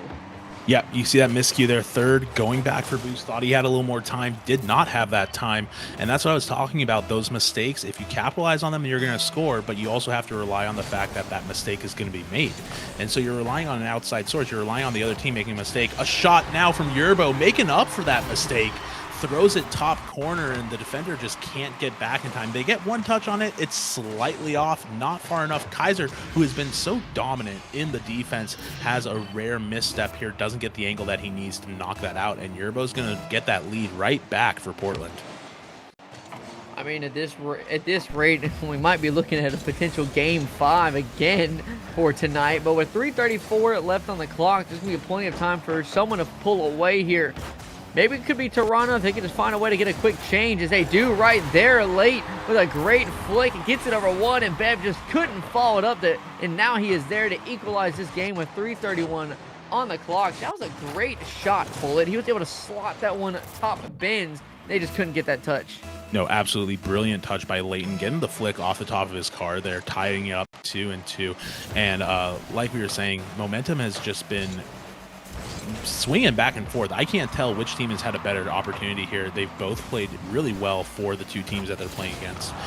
Demo's coming out here. Kaiser sends Yerbo to the spawn screen, and now Penn's going to get an opportunity. He gets it past one. A mistouch is going to throw it into the net, and Penn is going to get the 100 points for that, but he really kind of got the assist there. That ball bounces mid, a mistouch here by Baldwin, a rare mistouch, and we're seeing some cracks start to show on both teams as miscues are starting to become more prevalent. I mean, that's one of those things. As time progresses, teams will slowly start to falter. It's going to start becoming an endurance race for both of these rosters. See who can outperform the other longer. The shot attempt comes out right there, but now it's going to be a free ball for Late to try and put it in again. A shot from Penn, top bins again. Crossbar out, a dangerous one as he tries to follow it up, but Baldwin is there to clear this one. And now Yerbo, not a lot of boost in the tank, but does get a huge nifty. A shot on target, but a great save from Late. As now Baldwin drops this one down. A great pop from Kaiser, as now Toronto's on the move, but shut down immediately by Yerbo. Baldwin looking to avenge his vendetta once again, trying to keep his series alive, but Late says not today. I'm going to drop this one down on your head. Gets the 50 out though, as that one's going to be a great save from Yerbo. Yeah, and Yerbo's been on all sides of the ball here. Bev looking for a shot, though, that might go in. Yerbo's going to come and try and finish it. It gets knocked away by Leighton. A brilliant save by Leighton that kind of saved things out for them. I was just talking about, though, Yerbo's been dominant on both sides of the ball right now. He's been the aggressor. He's been the defender. He's been able to excel in both those roles. A miscue, though, might lead to another goal here. Pi has to run back and make that save as he throws it across net. There's Kaiser off the crossbar. His follow-up comes from Penn. Gets knocked away by Baldwin again. Counterattack. 3v1 situation as Leighton is forced to play against that ball, gets the delay, gets the fake. There's Yerbo and Bev both up for it. It's bouncing back mid again. Do they get an opportunity here? The entire Portland team is on their side of the field here. Third all the way up in the corner, looking for a pass opportunity. Plays the 50, he gets knocked down again. Leighton's got boost and he's got the angle. Is he going to be able to finish it? A double comes out. There it is, folks. Leighton easily getting past everybody, had 12 boosts to his name, just enough to pick up the double there, and almost got in the way of his teammate who was looking to try and help him out. I mean, right now it's looking like Portland is just having a total collapse in their team chemistry. You can see there's almost multiple challenges where they just kind of give it right back, and it's almost straight into another scoring opportunity. And Toronto is just taking full advantage of this as another double commit comes out. Late couldn't follow up a shot from Yerbo, but immediately cut off by Kaiser. Now Penn in the 1v1 with Bev. Looks for the pass midfield, but no one there to collect it except for Late, but he gets beat out as well by Bev. Kaiser playing it dangerous, waiting for the big boost in the corner, as now it's just to a 1-goal lead for Toronto. waiting for that boost spawn. I knew when they added that, this kind of thing would happen. It was so close to spawning, and it just left a wide open net. He couldn't help himself. Yeah, and the rest of his team not able to get the pressure that they needed to clear that ball. 4-3 with 1 minute left. Dangerous position for Toronto to be in, to have the lead here when they've been so pressured by this Portland team. This Portland team looking already to keep that pressure going as they get the ball on net. It might go in. It's going to go in. It's Yerbo again tying things up 4-4. Again, another wild series of 2 goals within 10 seconds of each other, except this time it's going to be Portland who takes it. I mean, like we were saying at the start of this game, this is why we like Novice so much, because you never know what's going to happen, all right? Just like that, it was a matter of Toronto walking away with 1:30 left and a 2-goal lead, and just like that, a minute left in the game, and it's tied 4-4. You never know what's going to happen, but Penn might have something to say about this as he looks for a pass to midfield for Kaiser. The 50 comes out, a dangerous ball. Penn can't follow it up. The challenge from Kaiser sends this one back down the field. A potential clear coming out. You got to stay close and control this one. But a free ball, but no one there to follow it up. Kaiser's going to be forced to make a shot or a clear. But Bev there to try and get a 50 as well. Things not looking too hot as the demos are starting to come out again from Portland, not letting Toronto get any type of momentum. But Kaiser says not today, looks for an extra one, but a bump comes out, and Bev with a great touch. This one could be in. Kaiser there to pop it, and 4 seconds left. We might have another overtime in Game 4 tonight, ladies and gentlemen, as Yerbo drops this one down. Bullet, I just can't get away from these. No, it's been incredible. 3 overtimes in 4 games as they look to try and finish it here. A crazy sail coming across from Leighton. He still had boost to make plays on that. A bounce shot now coming from Penn. Pressure immediately from the Toronto team, kind of looking to make up for the fact that they let that lead slip away from them. It's going to go down again, though, and the counterattack from Bev here in the corner. He's going to be looking to try and get a pass play, but Yerbo's up, and we saw how dominant Yerbo's been as he's looking to try and keep this pressure. Ball comes floating mid. Shot now maybe coming from Baldwin, gets knocked away. Bev in the 50 to the corner, trying to make a play for his teammate, too. Gets knocked down. And I don't know, again, I've said it the entire series, both these teams have been so dominant in their respective playing and their respective play styles. I don't know who has the clear edge here. One thing I have noticed is Toronto seems to be the clear winner here in the 50s. They've had a lot better control in engaging with the Portland team when they've got the ball, getting the 50 to go the way that they want. But it hasn't quite worked out for them because Portland has just been able to punish those, like we said, punish those miscues from the Toronto team and make up for the fact that they're not winning as many 50s. Yeah, I mean, almost every single engagement has gone in favor in terms of Toronto's 50s, like you were saying. But opportunities like that come very short as Bev is there to take it in Game 4 with a great read. A huge miss from Kaiser on the goal line. Goes for the read. Couldn't get it. Full send from Bev. Takes his Game 4, and now we are going into another Game 5. Let's get it. I mean, this is a great night for this stream. No, this is a great night. This is a great series. I wouldn't have it any other way. If you're on stream, sorry guys, but I want to see the 5-game series. I want to see us go toe-to-toe, neck and neck, which they did just there. Bev, the only goal of the game, coming through in overtime for Bev to finish that game off for Toronto, or for Portland. I mean, Portland, after that, they kind of a little bit of a turnaround here. I feel like from what I'm seeing, it seems like Portland has figured out how Toronto's playing. They kind of got their playbook, and it seems like they're kind of just applying those strategies in the moment, and it's just taking full advantage of the space. They're taking full advantage of the space, and they're also just kind of making it very awkward for Toronto to try and bounce back. Yeah, no, it's going to be really interesting here. It's going to be really interesting to see who ultimately pulls away here. You see Portland's got the momentum. They were down and now they're up. Toronto, though, has shown they are super hungry. They're super aggressive, and they have an ability to respond very quickly as we go into this last match. It's a matter of, can Portland withstand the onslaught that Toronto's going to bring, or is Toronto going to overpower them and take that victory by force? Well, no matter what, it's going to happen. It's going to be settled right here in game number 5 here on Champions Field going into this one. Or not Champions Field, sorry, Manfield. As this one's going to be a quick kickoff goal for Yerbo to take an early lead 3 seconds in. That's what I like to see from a Portland perspective. But just like that, Kaiser just literally milliseconds away from getting a touch on that ball. And like you were saying, it's going to come down to those micro mistakes and those few seconds that you miss out. Those type of speed and rotations are going to be the key factor for both of these teams. Yeah, you see Portland a little bit awkward here, or sorry, Toronto a little bit awkward here. Both players going back for that corner boost, some miscommunication that doesn't really have any negative effects for them.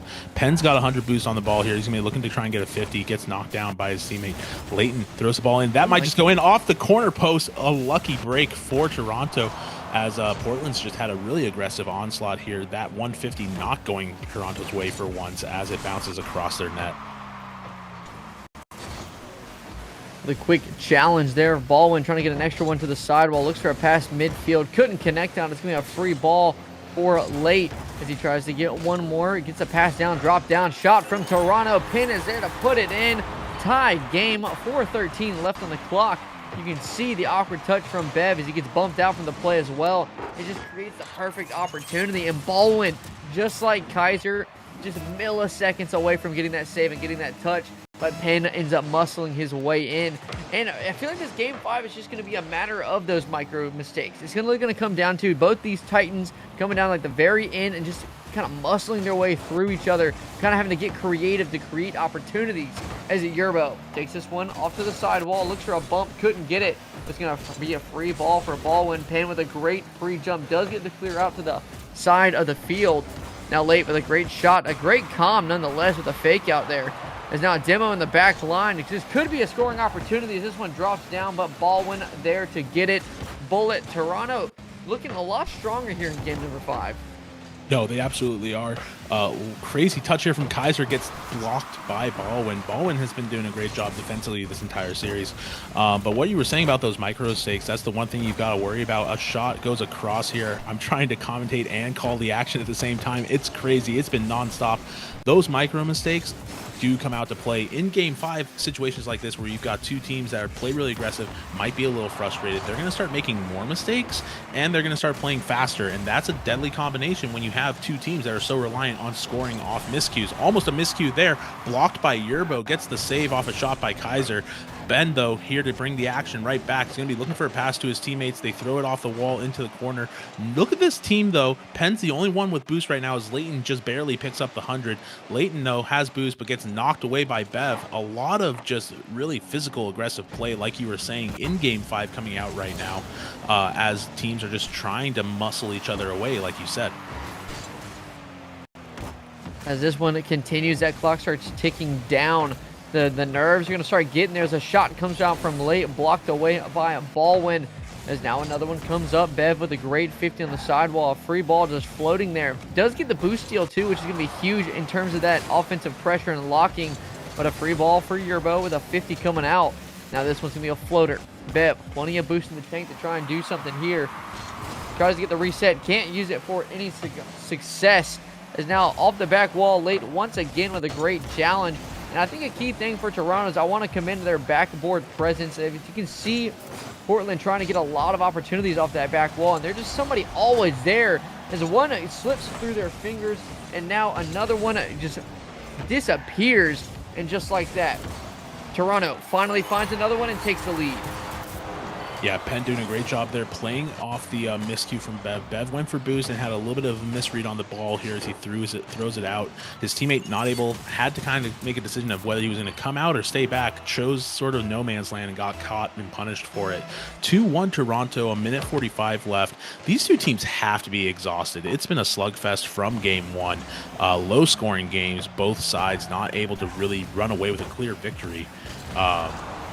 Absolute just wild mess here as Yerbo takes advantage of the chaos, throws another goal in to go up 2 scores now, 2-2, tied up. A minute 30 left, not a lot of time to try and run away with the game here. I know I think this one's gonna come down to the wire here, the last few seconds, with someone trying to find a way to break through, as it could be Penn right here as he looks for the touchdown. But a great challenge from Yerbo, gets that one saved away. Baldwin trying to do it himself, shut down by Kaiser. Now Late, the huge shot attempt coming in. Yerbo with a great touch off the back wall, but Kaiser all over this one for a potential fake. decides to go for the shot, but gets blocked away as Baldwin, the pre-jump of the century, can't get to that one, as now Bev is going to be forced into an awkward touch. This could be it, but no, Late gets 50'd out. Now look for the pass midfield. Yerbo there for the clear. With only a minute left in regulation here in game number 5, these teams just going through the absolute gauntlet here with the transition going back and forth, back and forth. A lot of ping pong happening here, but this could be the opportunity they were looking for, but Bev shuts it down. Bullet, this is going to be a very fun one if it goes to overtime. Yeah, 4 overtimes in 5 games is absolutely crazy. These two teams cannot get enough of each other. Just looking for just dominance on the pitch, and neither team willing to sort of back off on it. Ball's bouncing crazy over into the corner, back out to mid. They're just kind of killing for time here, trying to get an opportunity. 50s come out. Bev's going to lose the ball to Leighton. Leighton's going to be trying to make a play here. He gets the dribble. He's trying to get the flick. He gets it past one. His teammates die. Can't get the attack going. Gets sent to the respawn screen again. Penn going to be feeling the heartburn from that one as it goes across the net here. Gets back, bounced away by Bev. Ball's going to drop down, and like you said, we've got overtime number 4 in game number 5. 2-2 tied up. Toronto versus Portland, showing why they are 5-1 and 6-0 in this tier right now.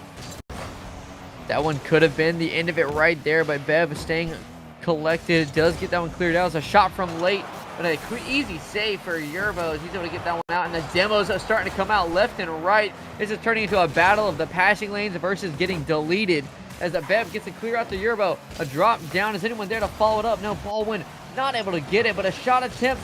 Everyone's scrambling back. 30 seconds have passed. Both these teams trying to find some type of opportunity. Going for the Doomsy. Couldn't get it. A shot could be it. Is this the one? No, Baldwin does get the clear downfield as Penn drops this one up. Hits off the ceiling. A dangerous ball nonetheless, but it's going to be a free challenge as this one gets sent down. No one in the backfield. It's a wide open net. Don't miss it. Don't miss it. Oh my gosh, a miscue. Oh no. Crazy unfortunate for Portland. They had all the time in the world and the open net, and Penn looks to try and remedy it right away. Gets knocked down, doesn't go anywhere, and Portland escapes with an opportunity to keep playing. That should have been the game. I mean, I have a feeling that because that one might cost Toronto the game. Those are the type of ones that you see whenever you miss it. It's just like next thing you know, you lose the series, and you're like, man, if only I had scored the wide open net, because, you know, those are the hardest ones to hit in Rocket League. But Penn trying to make up for it, tries to go for the Wizard, couldn't get it, as now Yerbo gets bumped out. A free challenge for Kaiser. Gets it past, but Bev is all over it, but a pop-up from Late. The scoring opportunity could present itself. A shot, top bin, wow. Just like that. Toronto slots it to take the series in 5. A great series nonetheless. Portland falling short, almost having the opportunity in a collapse after that wide open net miss. Well, and what an absolute missile from Leighton to finish things off here. Put it right top bar where nobody could get to it. Toronto walks away with a very hard-fought victory, 3-2 against Portland, and they're going to be the underdogs in this series. They were 5-1 going into it. They're going to walk away with the victory here against a previously undefeated Portland team. Crazy performance tonight. That's a victory for sure. I mean, knocking off the undefeated team and end up reclaiming that spot is definitely a major upset going to this one. And honestly, it was a great match. And realistically, I don't think anyone should be ashamed of that game. That was a very fun game. It was a very close game. In my opinion, the close games are always the best games of Rocket League, and it makes it the most entertaining for everybody, as I've said time and time again tonight, with multiple Game 5s all night long. Lord have mercy, I can't catch a break because I'm over here being lied to about, oh, there's not a whole lot of games. We sometimes get Game 5s, you know, some close games. Nuki, my entire night here has been Game 5 OTs, all right, man? What is going on here? Dude. Yeah, shout out Nate Dogg for staying on the casting bench. I had the opportunity to come in. Thankfully, I just had the one to cast. Nate, you poor man, going 5-5 tonight. But let's talk about tonight's game. Absolute dominant performance. Shout out to Portland for taking it to 5 and doing their best. I'm giving my MVP of the night. Despite losing the game, I'm giving my MVP of the night to Yerbo from Portland, just because of his insane ability to just keep pressure, maintain defense, and just always be that kind of support player. He was the absolute rock star for Portland tonight, and I think that if he had just even the slightest opportunity, he would have walked away with the victory for Portland. Yeah, I agree with that one. I think almost every engagement against Toronto, Yerbo had some type of hand in it that was kind of shutting down any type of momentum they had. So I would agree with that MVP. Even though they lost the series, they played very hard. They had a great series nonetheless, and they had chances. In the end, it came down to those micro mistakes that we said at the start of the series, and just like that, Toronto was able to pull away. And in my opinion, if there was any time to win the series, it was after that wide open net miss for Penn. All right. Yeah. If that was your momentum change, then as soon as Toronto got possession again and they lost that momentum, I feel like it was game from that point on. No, absolutely. You're 100% right. Toronto walking away as the more composed team here. Penn, Kaiser, and Leighton all balling out in their own respective ways. But not to say that Portland didn't give them an incredible fight, taking it to game 5, taking it to 4 overtimes where it was just kind of unrelenting from both sides. And like we talked about early in game 3, those miscues ultimately costed Portland the victory overall. But man, what a series. Yeah, that was a blast. I had a lot of fun, especially because, there was a lot of situations where it looked like one team was starting to pull away pretty confidently. Then literally within 30 seconds later, it was tied up again. And that you just didn't know. I mean, it literally anything could happen. I mean, we saw there was that one team pinch on the side of the wall that literally almost just fired at like 100 miles an hour straight into the net off that side post. And those type of random scenarios that make that stuff enjoyable, all right? Because you never know. You never know. So, with that being said, I feel like overall, I'm happy with how the series progressed. No, this series absolutely had everything. It had overtimes. It had a 4 demo string coming off of who was that? Was that Kaiser or whoever was hunting for it? I think it was. No, it was Baldwin. It was Pi Baldwin. I think that's he got the demolition. He got 4 demos in a row and then followed up with an extermination. So that's absolutely wild to see. You had 3 different crossbar saves affect both teams individually. You had just 50s galore. It was an absolute blast to watch. And, unfortunate Portland didn't get the victory there. But thanks, guys. Thank you for putting on a show for us, because this is what we like to see coming out to CSA Twitch and seeing this played for everybody. Just a shout out again, if you guys want to go put up your best here on stream for everybody, sign up. We got signups every week, every Sunday. We're out here doing this. If you guys want to be on stream and either embarrass yourselves or walk away with a dominant victory, can go either way, as you guys saw tonight. Sign up. We're going to be looking forward to it next week. I think that's going to wrap up things for tonight here, Nate Dogg. Nate Dogg, you've done it all night long. I'll let you walk us out, but it was a pleasure casting with you. Shout out Nuki for producing this entire night. Did a great job. Nate, take us away. Let's get this week started, and let's finish up things for tonight. All right, ladies and gents. Thank you guys so much for tuning into the broadcast tonight with the Rocket League matches that we had going on. It was a very exciting. Sorry, I had like a brain fart. I've been casting a long time today, and it's been a very long day. But thank you so much for tuning into the Car Soccer Association. We appreciate all of you. Be sure to sign up, participate in the league, and we will see you all next week.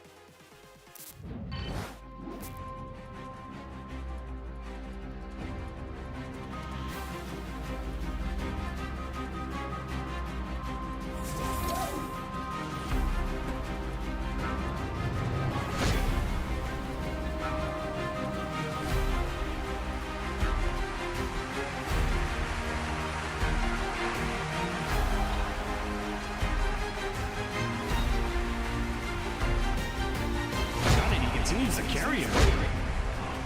Get down. Oh, that's beautiful. Shot bottom right corner. Opposite Corey Geosen. Get down. Oh, that's beautiful. What a save.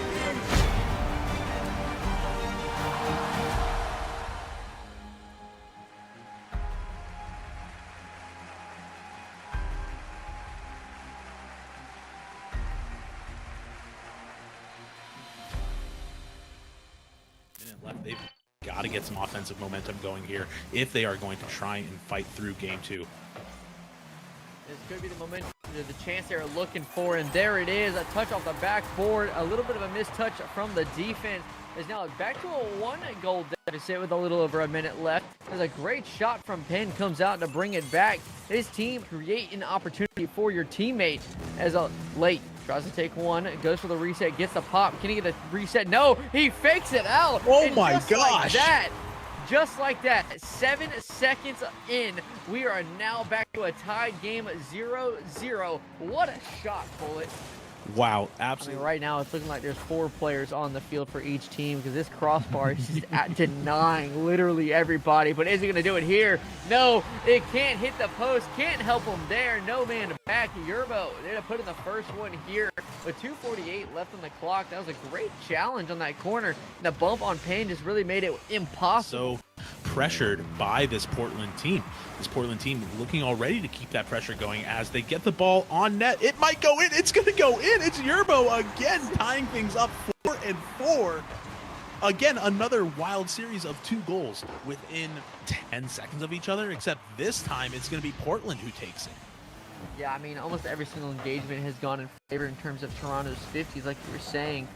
But opportunities like that come very short as Bev is there to take it in. Game 4 with a great read, a huge miss from Kaiser on the goal line. Goes for the read, couldn't get it. Full send from Bev.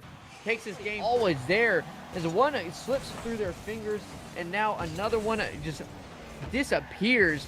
And just like that, Toronto finally finds another one and takes the lead. Yeah, Penn doing a great job there playing off the miscue from Bev. Bev went for boost and had a little bit of a misread on the ball here as he throws it out.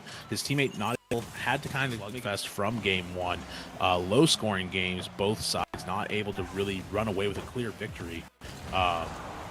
Absolute just wild mess here as Yerbo takes advantage of the chaos, throws another goal in to go up 2 scores now, 2-2. Tied up, 1:30 left, not a lot of time. Yerbo gets bumped out, a free challenge for Kaiser. Gets it past, but Bev is all over it, but a pop-up from late. The scoring opportunity could present itself. A shot, top in, just like that. Toronto slots it to take the series in 5. A great series nonetheless. Portland falling short, almost having the opportunity in a collapse after that.